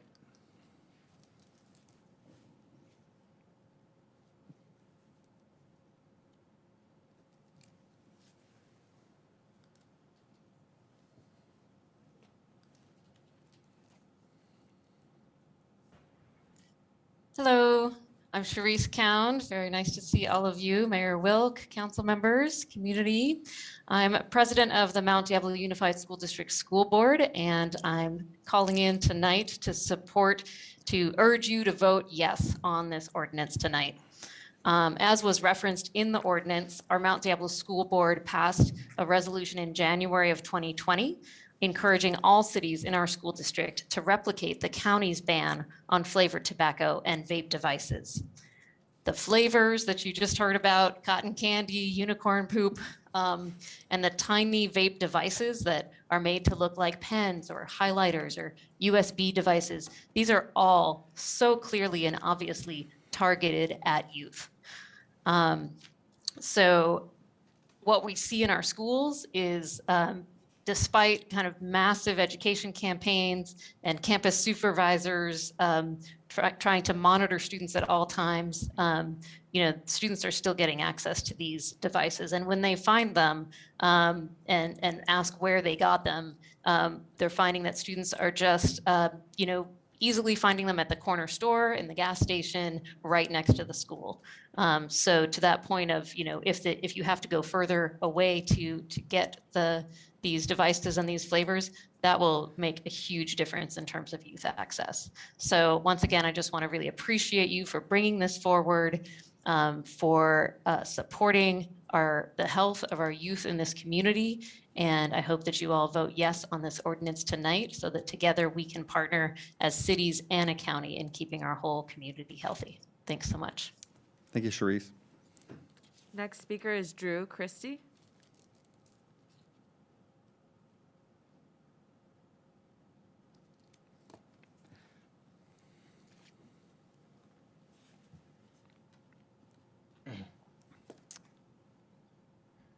Hi, Drew, you're on.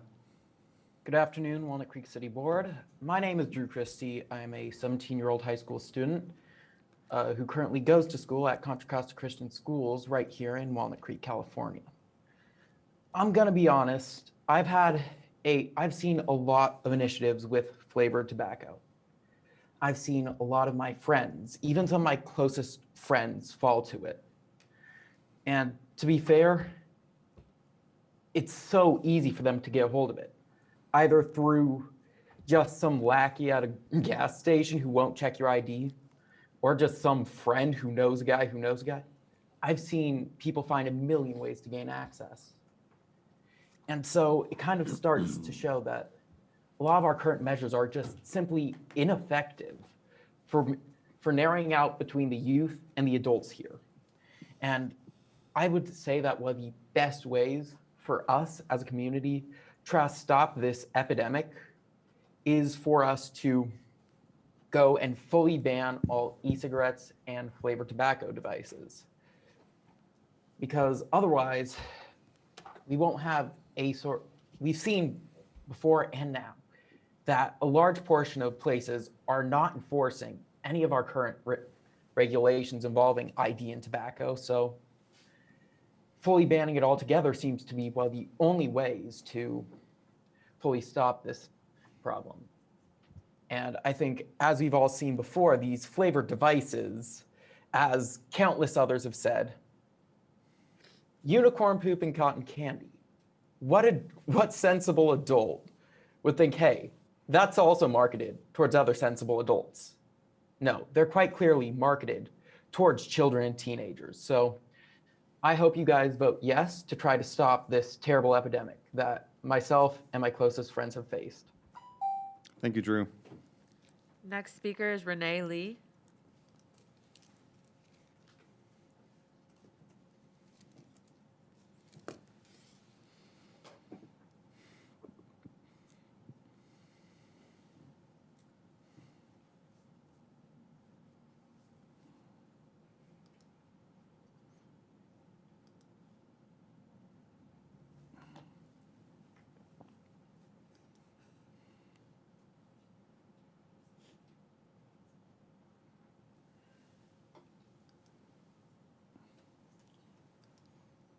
Hello? Hello.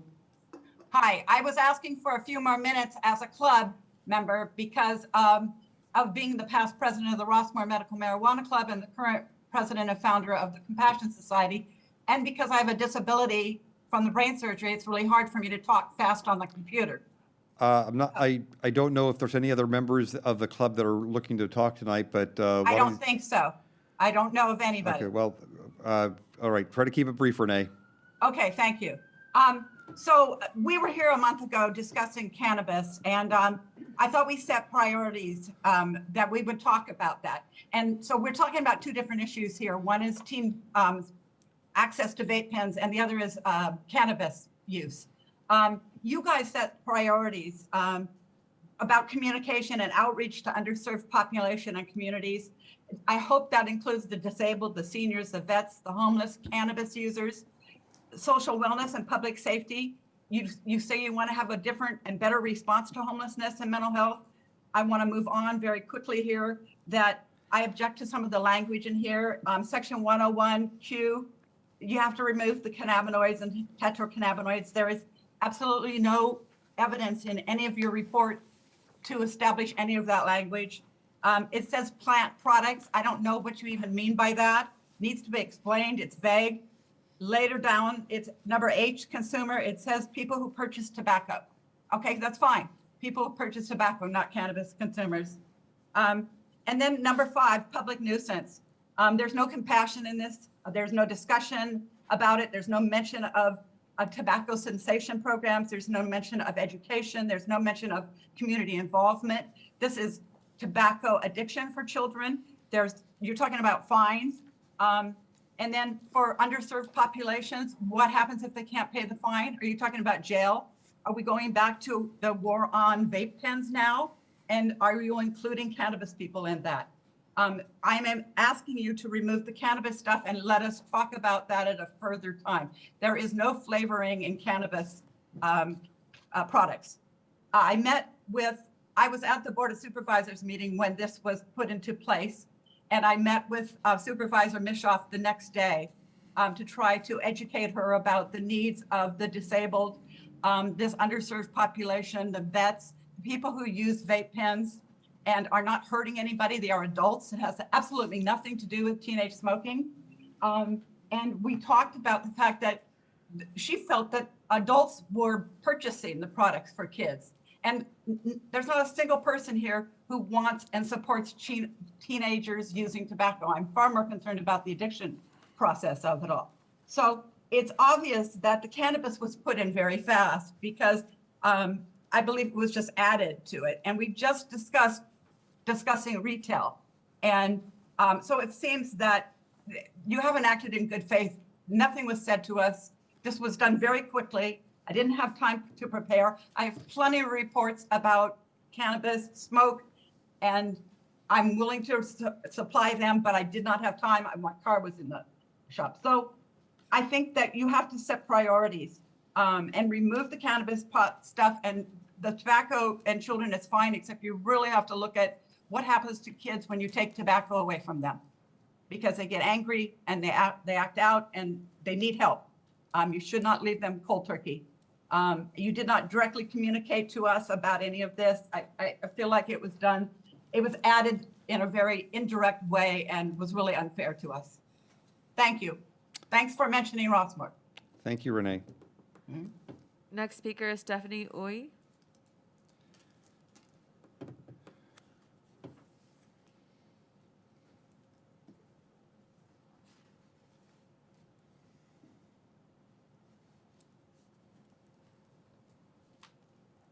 Good evening, distinguished council members. My name is Stephanie Uy, and I'm speaking on behalf of Shrine Group in Steezy. First and foremost, it is clear that the goal of the proposed ordinance is to protect public health by preventing youth access to flavored tobacco and vaping devices. As a licensed cannabis retailer, we at Steezy adhere to very strict state regulations, including a dual age verification process that prevents minors from entering our stores and from purchasing any products. Furthermore, regulations prohibit marketing to children and prohibit advertisements in areas that minors frequent. Lastly, all Steezy products have been rigorously tested by third-party laboratories for any harmful substances such as heavy metals, pesticides, and vitamin E acetate. According to the CDC, vitamin E acetate is strongly linked to vaping-associated lung injury. Vapes purchased from the illicit market are not subject to any testing and have been commonly found to contain vitamin E acetate. Therefore, if the city is trying to ban harmful vape products linked to lung injury, I strongly urge the city to devote more resources to shutting down illicit cannabis operators. Second, the proposed ordinance would have serious economic impacts that would leave thousands of tax revenue dollars on the table. For example, the Steezy Pacheco retail store does not sell any vape products due to the county vape ban. Due to this store is losing an estimated 43% in sales compared to the Steezy in Sassoon City, a retail store that does sell vape products. This loss of vape sales translates to approximately a $60,000 loss per year in local cannabis tax revenue. Lastly, vaping is the healthiest and safest way to consume cannabis. Inhaling clean vapor is much cleaner than inhaling dried tobacco filled with tar, metals, and carcinogens. In closing, I strongly urge the city to amend the proposed ordinance to prohibit the sale of flavored tobacco and tobacco vape devices, but to continue to permit the sale of state-compliant cannabis vape devices sold at cannabis retail. Thank you. Next speaker is Patrick Ibrahim.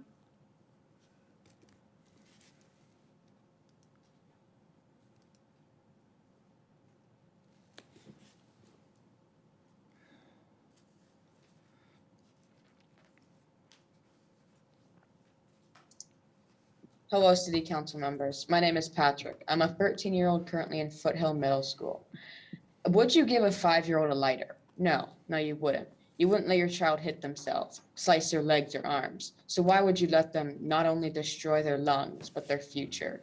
In a 2019 to 2020 California student tobacco survey, 92% of high school students in Contra Costa County who were current tobacco users reported using a flavored product. Flavored tobacco isn't good for anyone, let alone a child. And even if you don't want them to do it, they might find it or have a friend recommend it. That's why you shouldn't let children under the age of 21 allow themselves to injure themselves. It's not just bad, it's bad for just everyone. Bad for the parents and only good for the company addicting children. This is why we shouldn't allow for the sale of tobacco, and you should vote yes on the bill. Thank you, Patrick. Next speaker is Jamie Rojas.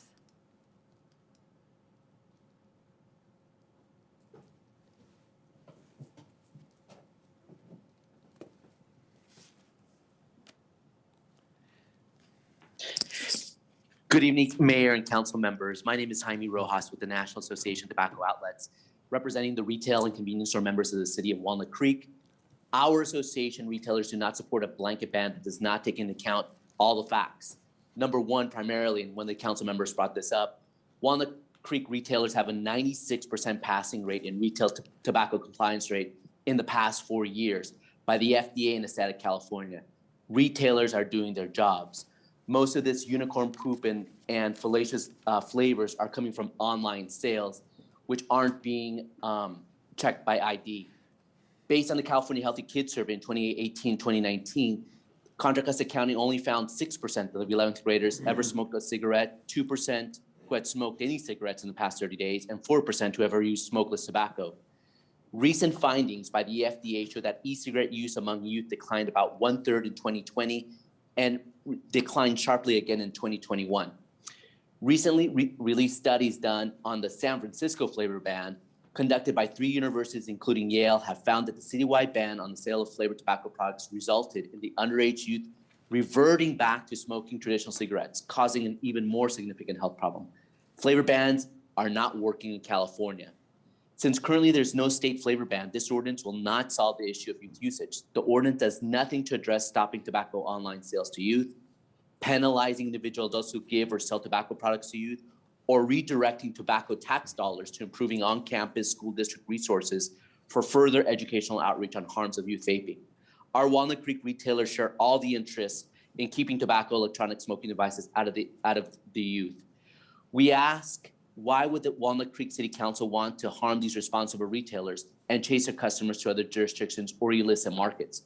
We urge the Walnut Creek City Council not to move forward with the proposed ban and work with our retailers and visit the retailers on stricter code enforcement policies and youth education outreach.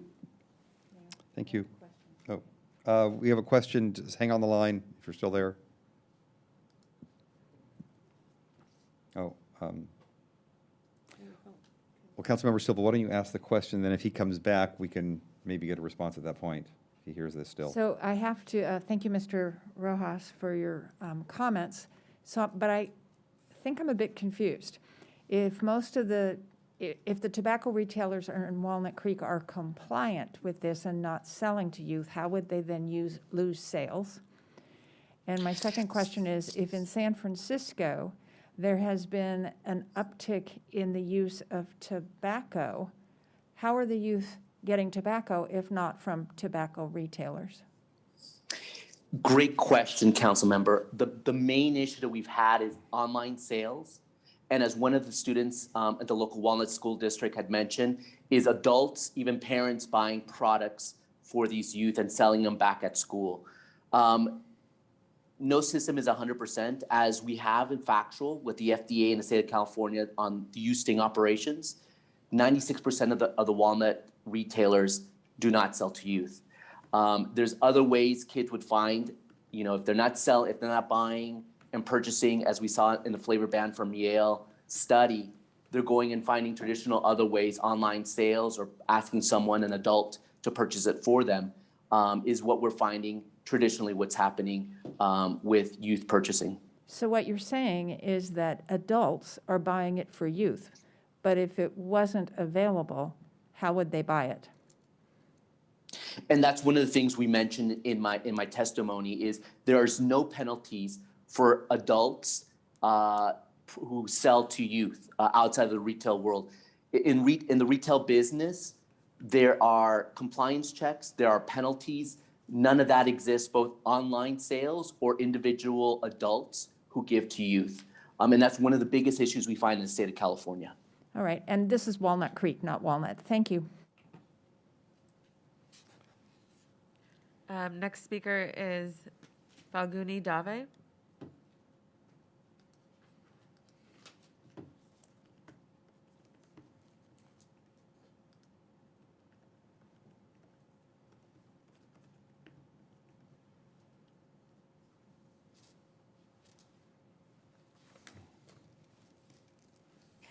Hello, can you hear me? Yes, we can. How are you, council members? Hope you're having a great day. My name is Falguni Dave, and I'm here to appeal to you that cannabis and cannabis products be exempt from this ordinance. This ordinance stems from research of tobacco vape use and is specifically designed to limit electronic tobacco products, not cannabis products. The real issue here is the sale of tobacco, and therefore this ordinance should exclude cannabis. The ordinance makes an exemption for persons with a medical recommendation.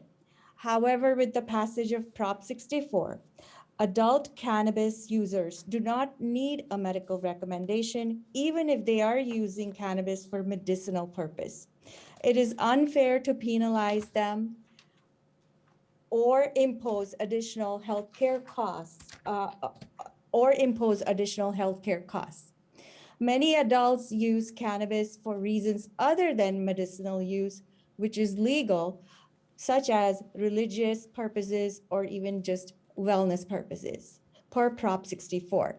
So I appeal to you that please exclude cannabis from this proposed ordinance and let us focus on the real issue facing us today. Thank you. Thank you. Next speaker is Amaya Wooding.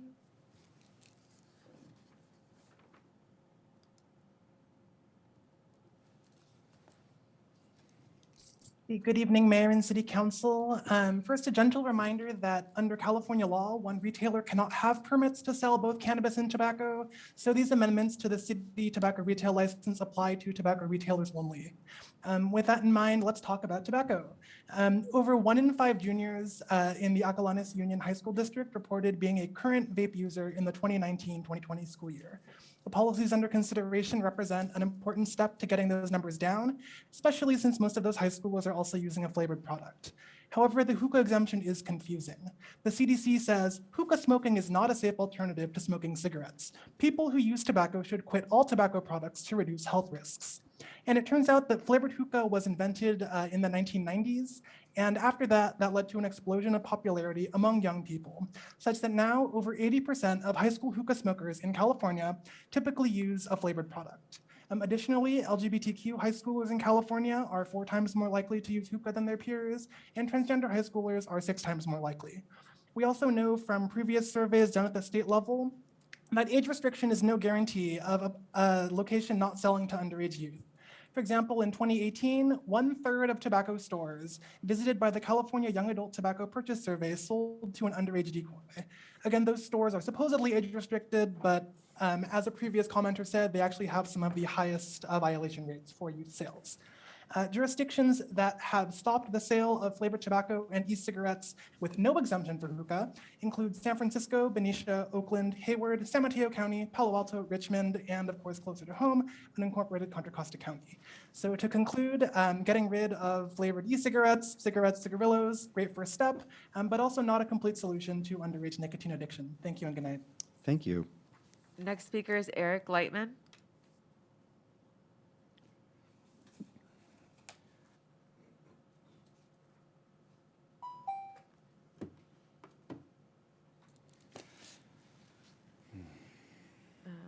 They declined, so I'm going to try Brian Davis one more time.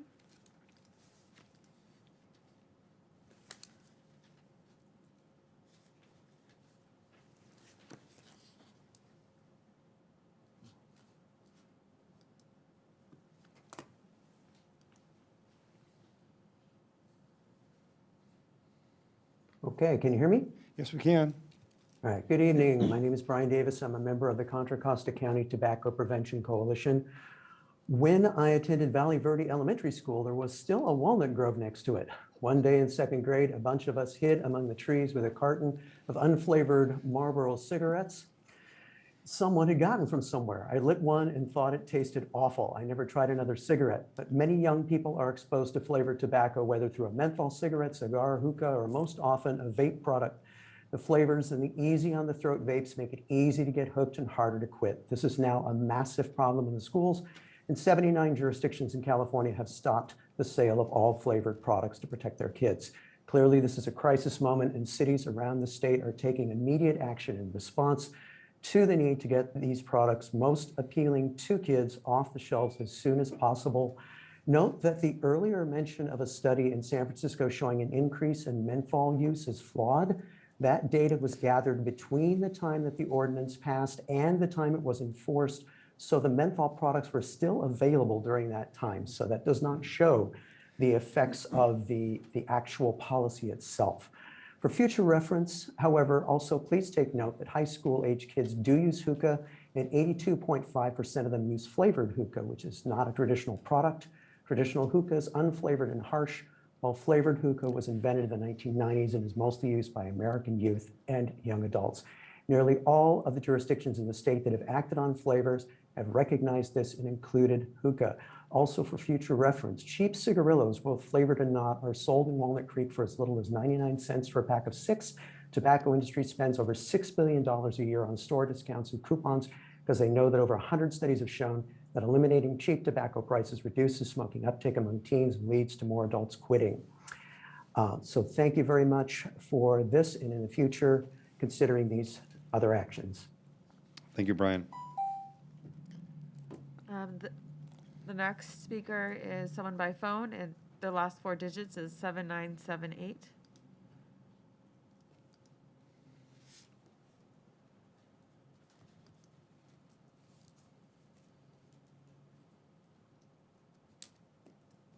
Good evening, Mayor and City Council members. My name is Rima Corey. I'm General Counsel for FAMARI, and I'm also one of the founding members of the National Hookah Community Association, which was established to protect and preserve the rich cultural tradition of hookah. On behalf of the NHCA members that include Arabs, Armenians, Turks, Indians, North Africans, and other minority groups, we thank you for your consideration of the 1,000-year cultural tradition of hookah. One of the NHCA's main purposes is to educate lawmakers and the public about the culture of hookah, which is largely misunderstood. Hookah is not vape. Hookah is not a problem in the classrooms, which was stated by Governor Gavin Newsom. Youth usage of hookah has decreased from 2017 to 2020, according to the California Tobacco Survey. And currently, youth use of hookah is 0.6% in California. According to the 2020 CDC survey, hookah use amongst youth is one of the lowest on a national level at around 2% versus 20% who vape. Hookahs are not easy to conceal because they're traditionally 3 feet tall. There is no teen hookah epidemic. They are not being confiscated in schools. According to the FDA industry guidance from April 2020, there is a correlation between flavors and tobacco usage. However, they do not see the same correlation with hookah because of its low usage amongst youth. Hookah has been around for 1,000 years, and it has always been made with molasses and honey, which imparts a flavor, a characterizing flavor. That tobacco is called masal shisha. So a flavor ban is a hookah ban because it only comes in flavors. NHCA welcomes reasonable regulations that address youth access and usage of flavored tobacco products because we agree children should not smoke. We also encourage the city of Walnut Creek to focus on education and enforcement of existing laws that already make it illegal to sell to minors. Together, we can work together to achieve the city's regulatory. Thank you. And I don't see any additional speakers. All right, well, we'll close public comment on this and bring it back to council. And let me first ask if we've got any other questions that council would like to ask of staff. Yes, Councilmember Darling. Okay, I wanted to clarify. So tobacco retailers and cannabis retailers are distinct groups, right? You can't sell both. I think that's what I heard one of the speakers talk about. I'm going to defer to Captain Brown. I'm not 100% positive of that. Well, we have 57 tobacco sellers, defined sellers in Walnut Creek, and that's gas stations and pharmacies and markets. None of them sell cannabis products, and so we do have the dispensary that does delivery. The delivery dispensary, yeah. So that's the distinction. So no, none of the tobacco sellers also sell cannabis. And the retail level. cannabis delivery does not sell tobacco. That I don't know.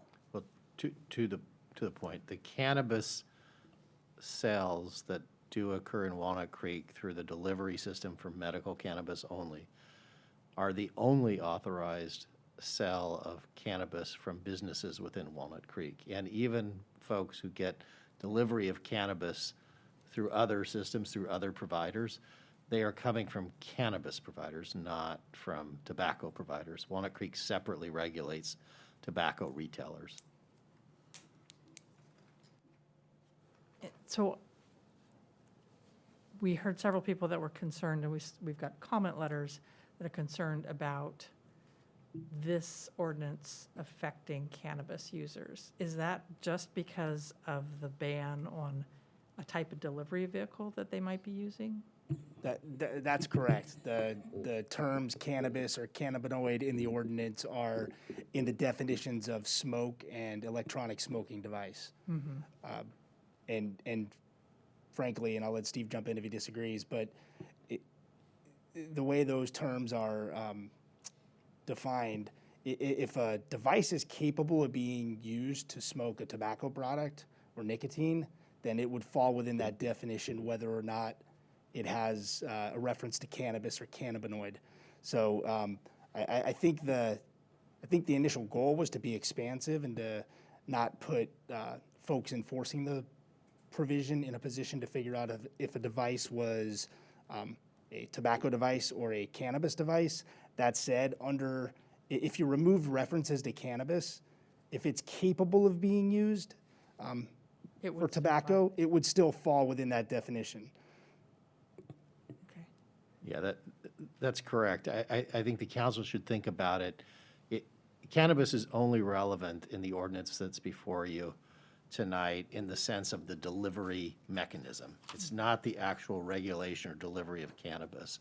And the language that one of the speakers referred to that makes the exception for medical, that's actually existing language in our ordinance right now, and it's in the sections that relate to smoking and cannabis themselves. That's not new language. That exists right now because the council has adopted policies which are, which allow the use of medical cannabis and allow the delivery of medical cannabis from a business that's in Walnut Creek now. And as the council is aware, the council has also given direction for us to look further into cannabis issues. So the council could take out, there are two references, you could take out the words, there's a word, cannabinoid is in there. But I would keep in mind the point that Brian made, that if the idea is to regulate the delivery devices that can do both, then there is a reason to leave it in, and it's a full description of what it is, because people can use the devices for either tobacco or for marijuana products. Okay. And then on the hookah, we don't have any hookah entities here right now. So why do we just address it here because it's culturally sensitive to make sure that that remains a possibility? Yeah, I think under state law, it's one of 3 exemptions, and so when the ordinance was drafted, it was considered in the context of state law, and that exemption was carried through. Okay, thank you. Councilmember Silva? Need to go back to the cannabis question. Thank you for the clarification on the hookah. What does state law, SB 793, say about the electronic delivery device vis-a-vis it and the relationship with cannabis? Right, so my understanding of SB 793 is that it's very much targeted toward flavored products. So it addresses electronic products, it addresses e-cigarettes, all tobacco products with respect to flavoring. The state law itself does not address devices alone. The county ordinance does that, and the proposed local ordinance does that. And the county ordinance is consistent with what the proposed ordinance here is tonight, or vice versa? That's correct. The county, the way the county ordinance is worded is, it provides for devices that get future FDA approval to be moved out of the prohibition, where our ordinance is a little more straightforward and it just prohibits those devices. And regarding the e-device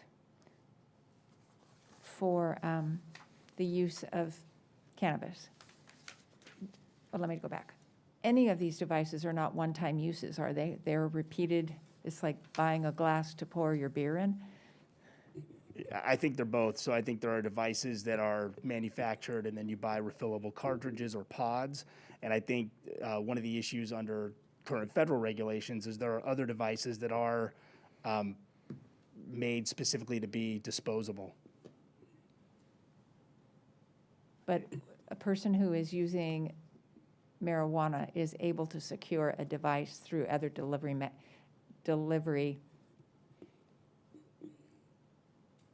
outlets, retailers, services. Presumably so, and I'm not speaking from experience, but it's also, I think... Neither am I, obviously. I can't even figure out how to I also think cannabis and marijuana are also capable of being smoked without an electronic device with other tools as well.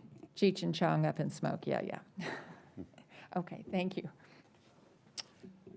If there's no other questions, why don't we start on any comments, and then we can talk about if we have any changes or a motion or anything else. So why don't we start with Councilmember Darling, and we'll work our way across here. Thank you, and thank you guys, and it's good to see you back, Brian. Thank you. I am very supportive of getting flavored tobacco out of the hands of kids. I talked to both of my kids about this ordinance, and they said, we're going to lose the middle school vote because those people, it's really important to them. And I think that's a risk I'm willing to take. I really think it's important to move forward with this. I want to move forward in a way that's respectful to the people who are interested in medical use of marijuana and making sure that we keep that interest in mind. But I am very interested in passing a good ordinance on this. Okay. Councilmember Haskew? Yeah, the candy flavors and the issues that we're trying to deal with remind me back of the old days when the tobacco industry advertised that tobacco cigarettes were good for your health. We now know that that was a bold-faced lie, and it was a marketing ploy. And I am personally offended because I can't imagine that the tobacco industry doesn't understand that their market that they're trying to develop is, in fact, the youth of our country. Not only do they get their money now when the kids are kids, but they get their money later on because they've become addicted to their product. So on a personal level, I just internally am screaming, we are buying into a product that's gonna eat away at our youth and later on our adults. So I appreciate the fact that somebody said there are kids that are already hooked on this, and one of the things that we should address in some form or another is, and I'm hoping that the schools are listening to what I say here, is one, we need to educate the young people about how dangerous this really is, and hopefully find ways to wean them off of their addiction so that they really don't grow up and have terrible, terrible outcomes for that. So and the other thing that I'm going to say is, since I believe this is truly aimed at our youth, it is the most vulnerable population because the youth are desperately trying to establish sophistication and belonging to their peer group and establishing that they have the rights to do it. And I am no fool. I don't think passing this ordinance is going to stop every kid in Walnut Creek from access for that. There are other ways to get it. Clearly, that's been described. But it is a way for our council and our community to say, we care more about you than just letting you take advantage of this. We want to make this more difficult. And so I am also in support of this ordinance. Thank you, Councilmember Haskew. Councilmember Silva? Thank you very much, and thank you to staff for doing the research and bringing this forward. Appreciate the work, and I know it was delayed a bit because of the other pandemic we were having. But what I hear when I think about youth being attracted to picking up smoking because it's flavorful, I think that it's an epidemic, and it's an epidemic that we can help curb and turn around. I think this is important. It says a lot about what we think of our youth and the importance of their health and long-term. But it also says that we don't want more people dying at the age of 65 and 70 from emphysema, COPD, and other lung diseases because we weren't able to curb what they inhaled when they were 12 or 15. And I will announce, I have never once smoked a cigarette, but my father smoked 4 packs a day. And he died of it. Mayor Pro Tem Francois. I'm strongly in support of the ordinance. I think should be a ban on flavored tobacco. I think it's obvious to me that this is being targeted toward youth. As a father of a 17-year-old, I'm aware that it's rampant at the high school level, and I believe it is at the middle school as well. And similar to Councilmember Silva, my children have 2 grandparents that are not here today due to having died from lung cancer. One was my mother, who was addicted to menthol cigarettes when I was growing up, and I think this is the latest iteration of that. And to the extent we can curb people from getting addicted to these products at a young age, that's what we should do. I think this is the right thing to do and a step in the right direction. Thank you. And I did a lot of research on this because I think the easy reaction is sure, absolutely. We want to make sure that we save our kids. But I wanted to make sure that I understood some of the details behind this. And when we hear about flavors like bubblegum and watermelon, and we heard some of the other ones tonight, and Pegasus milk, blue raz were a couple of others. They're not meant to wean adults off tobacco. They're meant to attract younger people to begin. And flavor chemicals as well can damage lungs. Flavored nicotine often comes in a concentrated form of nicotine, which allows higher concentration of nicotine to be inhaled more easily and absorbed more quickly than regular nicotine, and can lead to even faster addiction. And when I was on some of the school resource officers' walkthroughs at both Las Lomas and Northgate in 2019, I was told that the biggest issues by far were kids vaping, and often in bathrooms of secluded areas on campus. Very frequent monitoring of these areas are required. Flavored tobacco not only tastes good to middle school and high school students, but it's easy for them to get, as we've heard. Vape devices now look like school supplies, like highlighters, for example, and can be mistaken for those school supplies. According to a 2019-2020 California Student Tobacco Survey, 92% of high school students in Contra Costa County who were current tobacco users reported using a flavored vape product. 96% of high school kids in California who vape use flavors. I mean, that's almost everybody. Vaping was originated as a way of weaning people off cigarettes, but what we've seen in flavors is a way to attract a wider audience of products, which I am completely opposed to. While hookah lounges are currently exempted, I'd ask staff to keep an eye on this, as it may be something we want to revisit in the future, depending upon circumstances. Walnut Creek can't solve this problem on its own, but we can certainly do our part to prevent our youth from gaining access to flavored vape products or devices. Hopefully our neighboring cities will follow our lead, as well as the county's lead. And maybe our youth commission, in fact, can even help and lead an effort to educate our youths in school about the dangers of vaping and smoking. And I'm fully supportive of this as well. And I'd like to entertain a motion. Anybody? I'll make a motion. Okay. I move to introduce and waive further reading the ordinance amending Title 5, Chapter 4 of the Walnut Creek Municipal Code and adding Title 4, Chapter 15, prohibiting the sale of flavored tobacco products and electronic smoking devices. And I'll second that.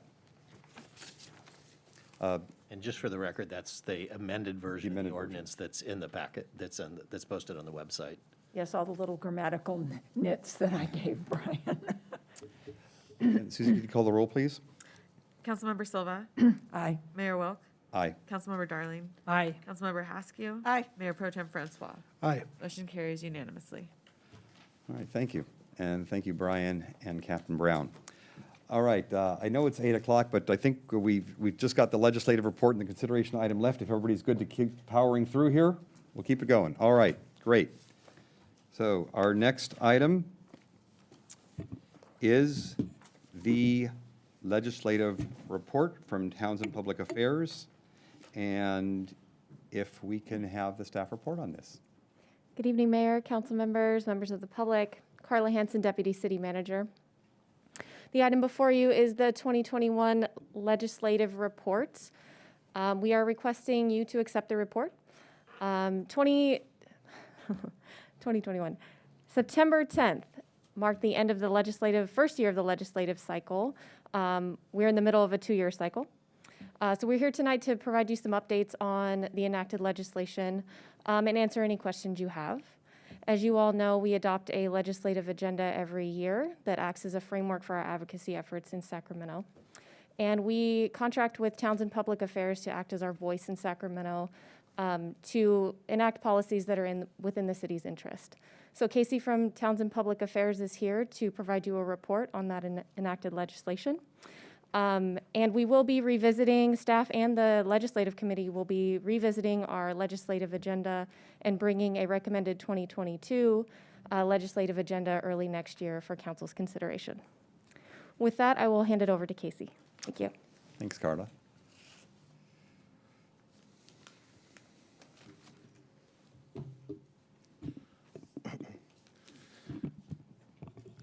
Thank you, Carla. Casey Elliott, Vice President, Townsend Public Affairs.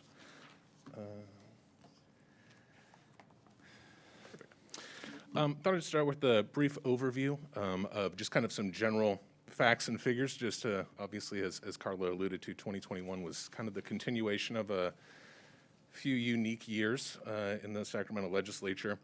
Ultimately, this year, the legislature passed 836 bills, which is a little lower than we would normally expect. due in large part to legislative leadership, the Speaker and the Pro Tem limiting legislators to 12 bills that they could pass out of their House of Origin so that the legislature could continue to focus on priority items. Of those 836 bills that were approved by the legislature, 770 of them were signed, 66 were vetoed, which leaves us with a veto rate of about 7.9%. For some historical context, that is the lowest veto rate since 2003, when, coincidentally or not, then Governor Gray Davis was looking at his recall. So a few more bills vetoed, but again, the legislature did a lot of the pairing on their own. Every year in the legislature, as we know, there's thousands of bills introduced. Just kind of wanted to focus on a couple of key areas that were going to be impactful to local governments in the city. They'll be going through here in just a second. I think probably the most high profile that we were looking at is a continuation of housing bills. This year, probably the two most high profile bills were Sb9 and Sb10 by Senator Atkins and Senator Wiener, respectively. These were reintroductions of bills that were considered by the legislature in 2020. Sb9, as you're no doubt aware, and I understand that there'll be a further presentation by the city attorney in December on these bills. Sb9 allows for ministerial approval requires ministerial approval of lot splits in duplexes on certain applicable parcels within urban clusters that meet qualifying criteria. Those bills were, as I said, were really kind of the face of the housing bills that were considered this year. That said, there were over 30 bills that were housing-related bills that were signed into law by the governor very shortly after the recall in mid-September. Sb9, I think, will continue to see, and you will likely continue to get updates on as you consider potential ordinances or development standards, objective standards that those will have to comply under. Sb10 allows local governments to zone parcels for up to between 3 and 10 units of density without having to go through a CEQA process.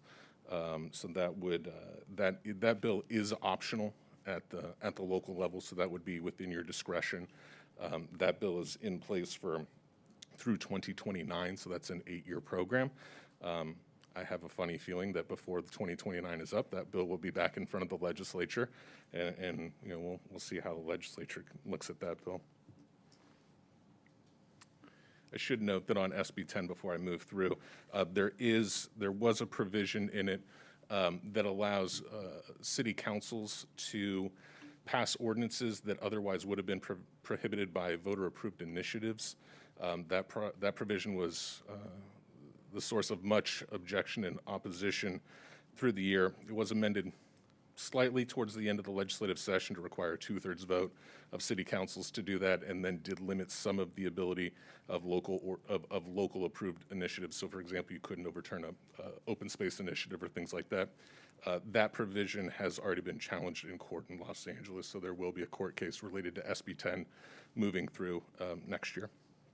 Mayor, could I ask staff if they could enlarge the PowerPoint portion of the frame and downsize?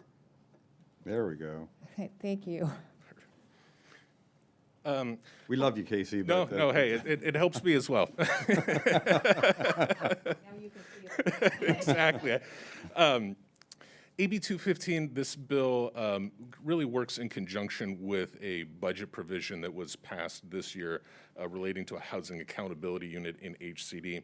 AB 215 increases the enforcement authority of HCD on various recently enacted legislation related to the HCA, the Affirmatively Furthering Fair Housing Act, SB 35 ministerial approvals, and so forth. So that bill, again, provides HCD with a little extra teeth. There was, I want to say it was $10 million placed in the HCD's budget this year for increased staffing at the Housing Accountability Unit. That unit is going to be in charge of helping provide local technical assistance, but also increasing the enforcement arm of HCD, particularly as it pertains to locally reviewed project proposals. Two other quick items that I wanted to touch. AB 602 by Grayson, which was signed into law.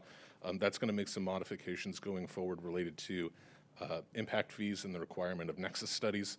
That bill does require HCD to come up with a model template for what that nexus study would look like. And then I believe under the city, prior to 2030, you will need to be starting to implement that.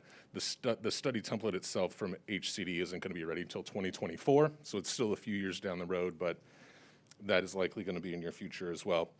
And then SB 478, which is Senator Wiener's bill, which was signed into law, that does put in some aspects of floor area ratios for proposed developments between 3 and 10 units. So it does establish some minimum floor area ratios. So really with that bill, we're starting to really see the legislature delve into some of these, I'll say more finite, more detailed issues, more nuanced issues that have really been the realm of local governments.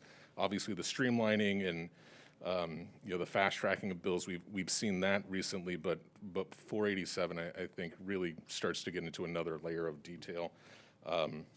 So that's just going to be one that'll need to be kept in mind as you move forward.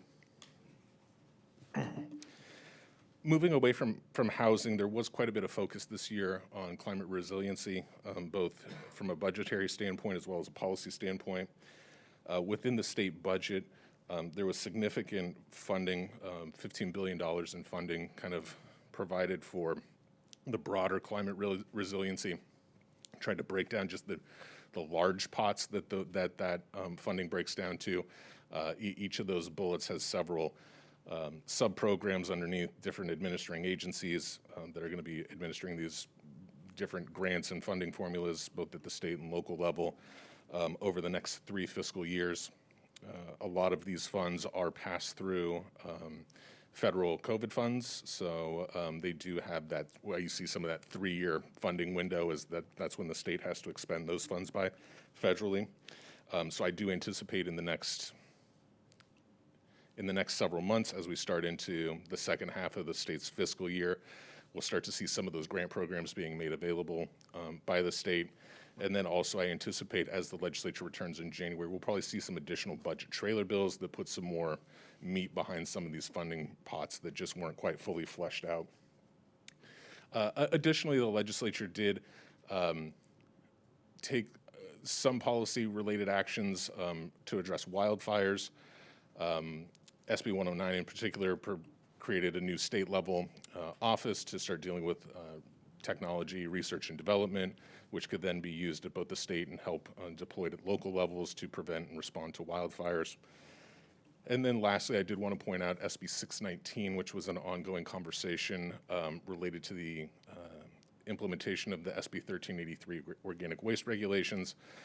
This bill, which was the product of compromise, we should say, does provide that if a jurisdiction feels that they are not going to be able to comply with the 1383 regulations that go into effect next year, it provides them a 1-year window essentially where they can reach out to the state, indicate that they aren't going to be in compliance, and then the state can work with them on an implementation plan and waive any penalties that would otherwise accrue in calendar year 22.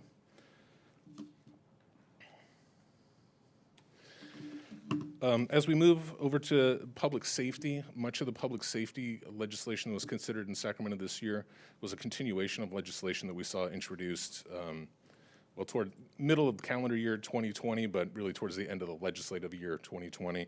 SB2 was probably the most high profile of the public safety legislation that was considered this year, which created a new process within the Department of Justice and post the Commission on Peace Officer Standards and Training to determine peace officer fitness and establish a process to consider decertification for officers that have been engaged in serious misconduct. That bill is going to require the setup of an advisory board to review individual cases at the Attorney General's office. The governor has a year to appoint the members of that board.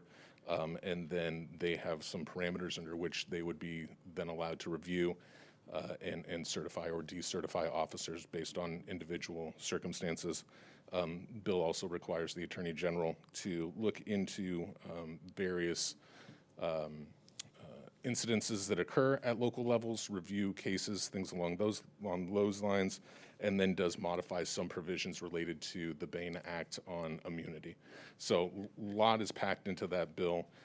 The state's really going to be working on an implementation over the next year on that measure.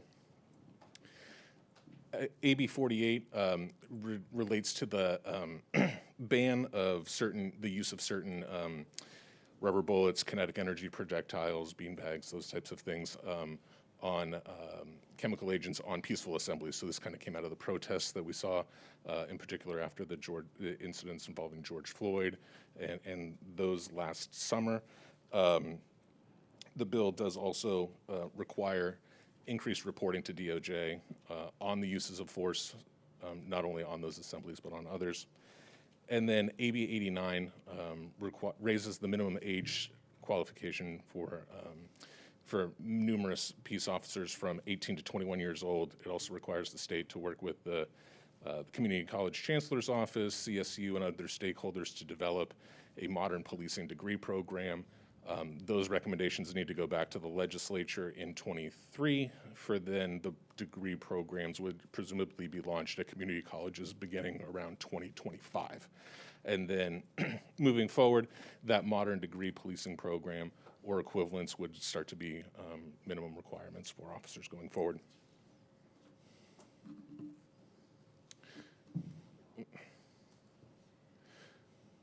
Oh, I'm going the wrong way.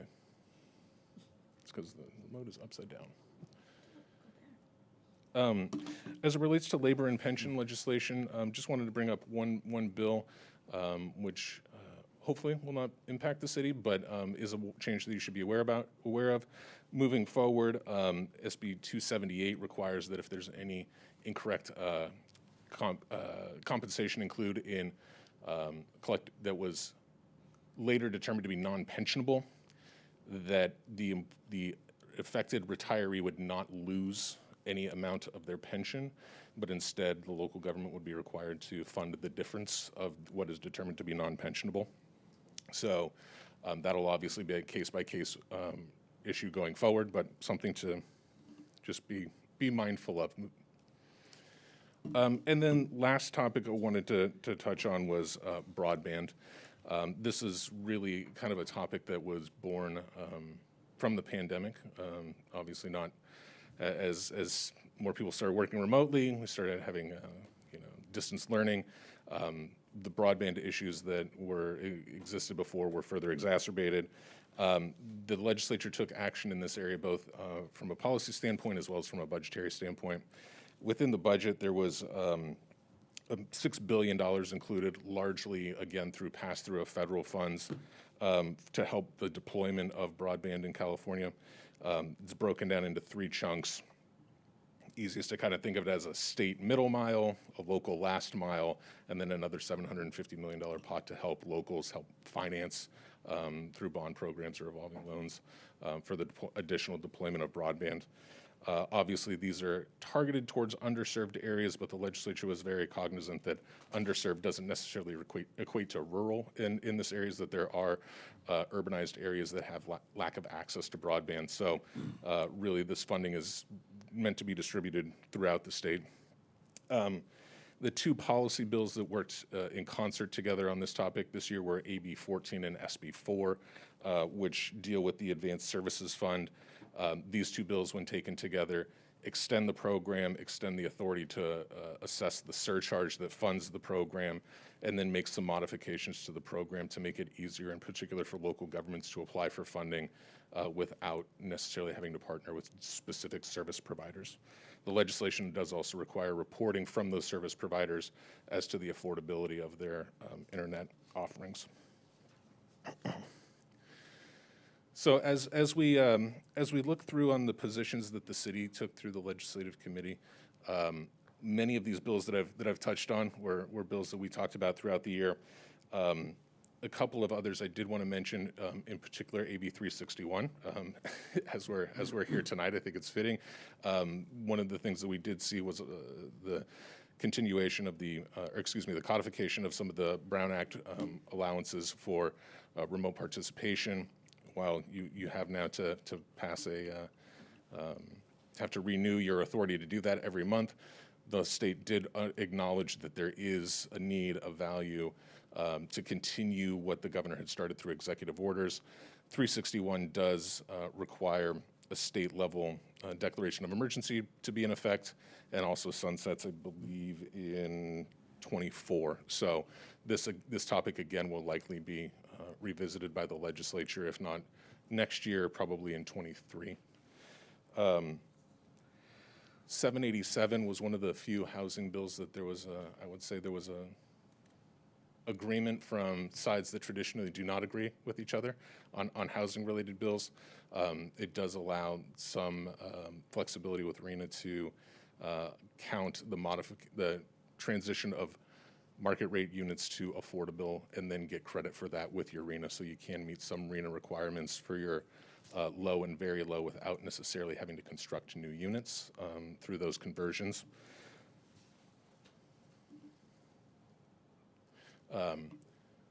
These bills 4, 9, 278, we've already touched on, but again, were bills that the city was active in, and we were working with Assemblymember Bauer Cahan, Senator Glazer to communicate positions, encourage them to be in alignment with the city's positions on these measures.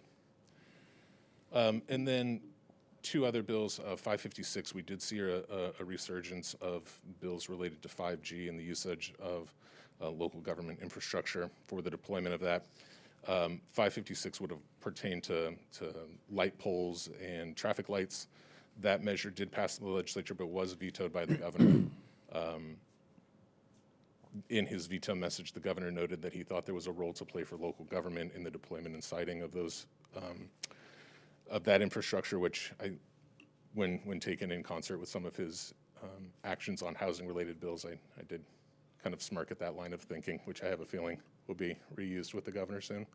And then lastly, 792 by Senator Glazer. You may recall this was the measure that would have required retailers of certain that do over 50 million in online business to report to the state where those products are being delivered to versus where they were purchased. That measure inappropriately says it was signed into law by governor. It was definitely vetoed by the governor.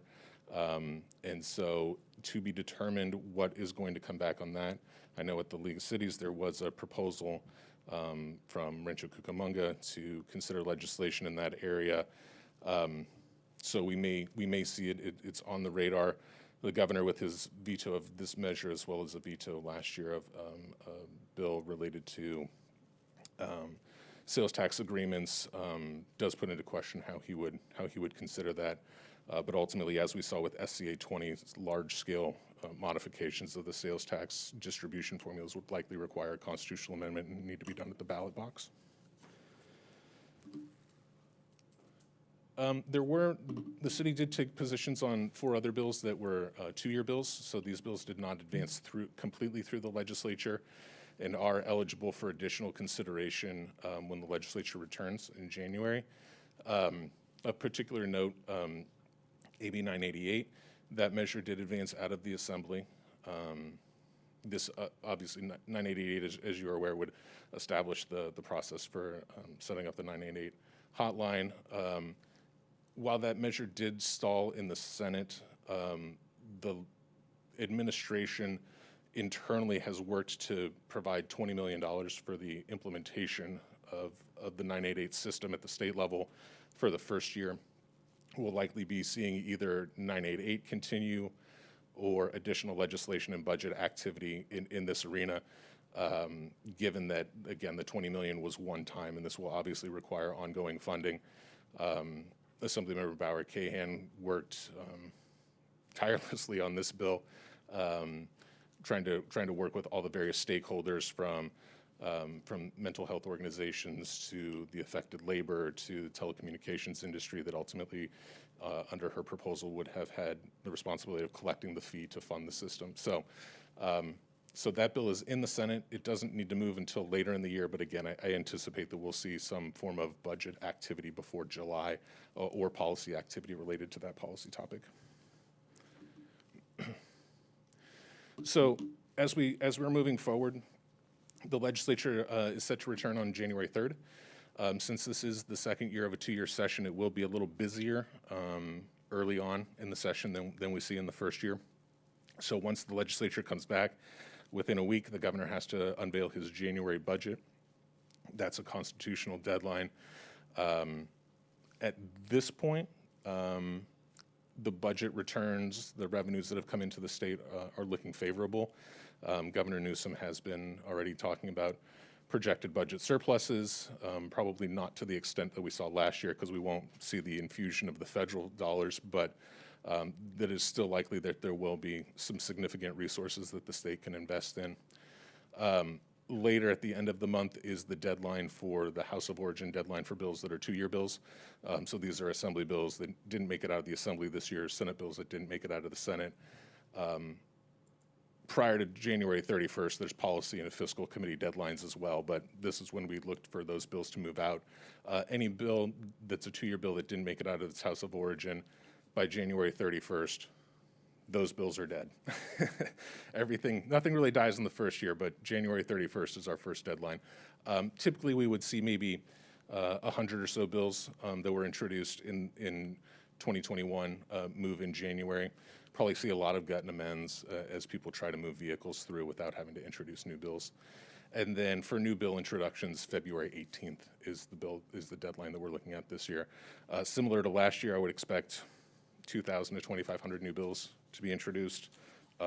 All fantastic ideas, all the greatest thing that we've ever seen. So we have that to look forward to. Kind of putting on the crystal ball for next year, again, I think the state budget will continue to be a high priority for the administration. There are some elements that do require cleanup from this year's budget. Transportation trailer bill was never completed this year.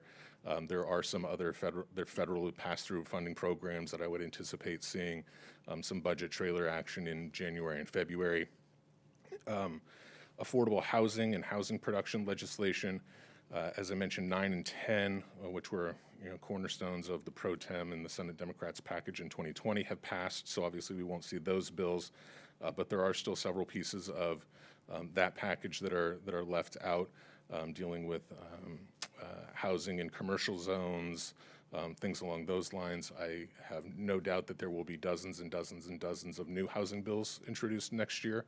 And I'd love to tell you that they won't focus on local governments, but the last several years has shown us that that's still a focus of the legislature. So we'll need to be prepared to see what the latest coming out of that is.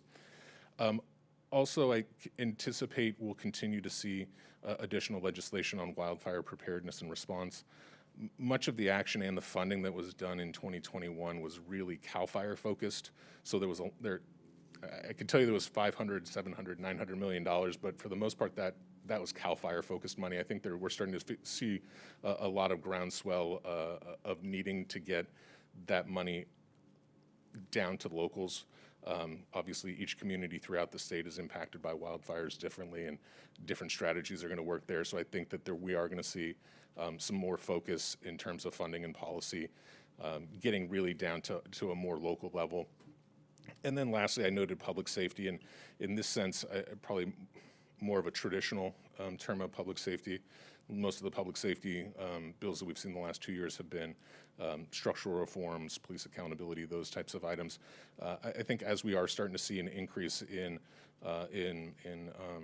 more nonviolent crimes, sideshows, those types of things, I do anticipate we'll start to see some more legislation introduced next year. The last decade or so, not much of that legislation moved forward due to overcrowding issues at state prisons, various federal court orders. One of the side effects of COVID is that's no longer an issue. There was lots of release, lots of early release, so the state isn't under the same pressures. So I do anticipate we may see some legislation come back on those items. Whether or not the Assembly and Senate Public Safety Committees are willing to advance those is probably another question, but I do think that we'll have at least those conversations next year. And so with that, I am happy to answer any questions about these bills, other bills, or anything else. Thank you. Thanks, Casey. Well, you rolled through all of those in a half an hour. That is impressive. Knowing them all in the back of your hand. Do we have any questions from council? Mayor Pro Tem. Thank you. Thank you, Casey, for the very comprehensive report and for the good efforts in Sacramento. I have policy questions that I've emailed staff, so I won't bore everyone with those. But in terms of crystal ball and state funding for infrastructure, obviously that's a hot topic at the federal level. Do you foresee the state wading into that area and particularly partnering with local governments that might need infrastructure dollars for parks and recreation and other facilities?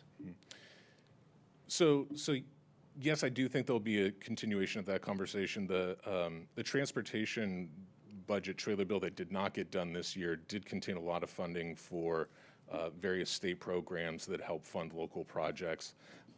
Again, that's partial of that money is federal pass-through dollars, but there is a desire for the administration to get that out. That was ultimately held up due to some disagreements over high-speed rail and some allocation of funding. But so I do think there is a desire from the administration and the legislature to put funding out for transportation-related items. Once we start getting into particularly parks, while there was some parks funding within the climate resiliency, not to the extent of, say, if we had had a parks bond on the 22 ballot or something like that, I think those conversations will likely depend upon how much of a budget surplus we're looking at. In this past budget, we did see the legislature basically forego a climate resiliency or a natural resources bond and instead just allocate that through the budget, which is something that they haven't done before. Governor Newsom has kind of continued a trend that Governor Brown did, which is having large budget surpluses and using those strategically for one-time investments, which infrastructure fits well into.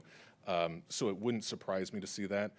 I think that it's, again, I mean, it's always just going to be a balancing of objectives. So I think when we talk about something about parks and natural resources, we're probably talking about a combination of fire, drought, and then maybe traditional parks funding somewhere in that mix. So roundabout way of, yes, I think there'll be some, but whether what exactly it'll be for is probably to be determined. Okay, thank you. Yeah. So if we're not going to see a legislative bond, is there any drumbeats in the woods about a initiative bond on parks and water, and is Joe Caves at work? They haven't filed one yet that I'm aware of. So if they wanted to file something for November of 22, that deadline is quickly approaching. Yeah. So I haven't seen anything in the works. There was conversation about an education bond. So there is legislation that was introduced last year on an education bond, which is out there. But I haven't heard anything what I would consider a credible outside voter initiative-driven attempt at a resources bond yet. And so the deadline's coming up pretty quick for that. The deadline for either the legislature or an initiative proponent to place something on the ballot will be 131 days before the election, so July of next year. Thanks. But can you explain, however, if it's an initiative process, there's 180 days required to actually gather the signatures, so it has to qualify by still that same time frame, and it's 180 days plus you have to submit it, and then the AG there's a certain period of time. It's about 60 days. Right. Yeah. So. That's why I was kind of thinking right now, because really for most initiative proponents that are trying to put something on the November ballot, they want to be in the Attorney General's office now, because as was noted, they have 180 days to file or to collect signatures, and then those have to be counted and verified, and there's a whole series of steps there which can last up to 60 business days if taken the full time. So yeah, you would really expect to see those things happening now. All right, well, if there's no other questions, we will now ask if there's anybody from the public. Did you have any questions? No, so you gotta. Oh, I thought. I will have a comment later. Okay. We'll turn this over to the public. If there's any public comments, you know the drill. Raise your hand. You'll have 2 minutes to speak if you have any comments that you'd like to make. Do we have anybody that's raised their hand, Susie? We have one speaker, Catherine Wally. Okay, let's bring Catherine in.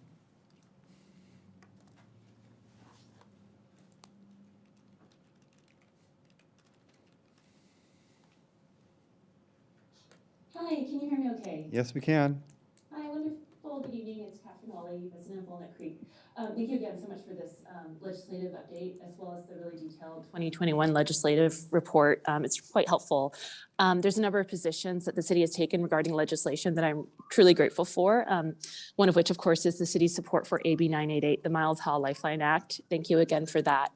I do have a just sort of, I guess, nuts and bolts question regarding transparency for the public, being somebody who's a layperson who is somewhat unfamiliar with this process, in terms of basically the way that somebody like myself is able to gain access to what types of efforts were made by the city on various agenda items by either the members of the council, the legislative committee, the city's lobbyist.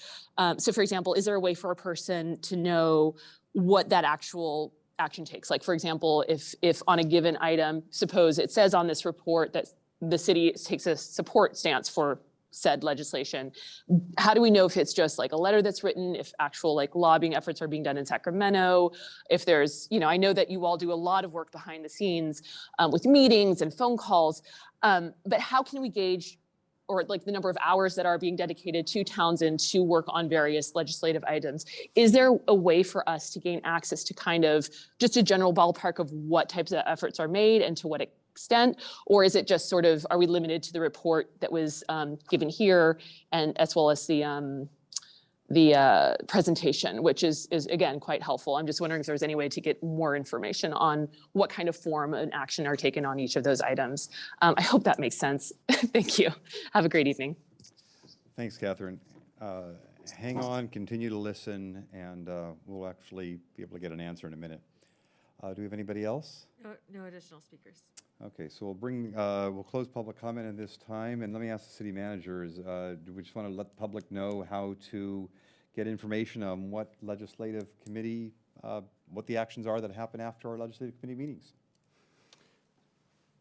Yeah, so Dan Buckshire, city managers, a couple avenues for folks to engage on this. Most importantly is with our legislative platform, which your council typically adopts in January or February of each year. So one of the challenges of balancing transparency with relevancy is the speed with which Sacramento works that is not subject to the Brown Act, while they mandate that local jurisdictions are subject to the Brown Act. So as we're aware, in order to take positions on specific bills or matters, if we had to go to the full council for everything, at a minimum, we'd have to post 72 hours in advance. And oftentimes bills move much more quickly when they are scheduled either on the Assembly or Senate floor. There is not time to do that. And obviously, we're not going to convene special meetings of the City Council for every single item of interest. It's just not feasible. And in many cases, if we were to agendize it for a regularly scheduled council meeting, it would be too late in order to weigh in on our voice. So what we do, which is really a best practice in the industry, is your council adopts a legislative platform that covers a variety of topics and states to the extent possible, both generally and in some instances very specifically, the city's positions on various matters. That is then used by our staff, by our lobbyists. We share it with our legislators that represent the area, so they're familiar with the position. And then we have the authority, certainly the legislative committee of the council, which is comprised of the mayor and the mayor pro tem, as well as city staff, to respond to inquiries from members of the legislature and or send in letters suggesting a position to various committees as they're being heard in Sacramento that are in alignment with the legislative platform. If there's anything that is not covered by our legislative platform, we then do need to take that to council and schedule that. And that is where at times it's difficult to respond if there's something that's not covered in our legislative platform. So we do try to be as comprehensive as possible in terms of what is stated. So that's effectively the process. Our legislative committee that does meet a few times a year, usually to preview the legislative platform, is available. Members of the public are free to attend and comment on that, and obviously at any other council meetings. Thank you, Dan. All right, any further comments regarding the legislative report? I know Councilmember Silva did have one. Thank you very much, and thank you to Townsend and to staff for your work in helping us move forward our platform with the state legislature, and it is a complicated process. I am very sure of that. I was hoping to ask staff that sometime in the near future, in addition to the update on SB9, if we could get an assessment of the housing bills and the potential impacts, because some of them are, you read the words and then you go, well, what does that mean to us? And the same thing in the police reform bills, and then also with SB 278, the LEA bill regarding labor and pensions, and the fact that CalPERS no longer has any responsibility for when it makes mistakes. So, oops, sorry for being snide. Thank you. Thank you. Any further comments, or, yes?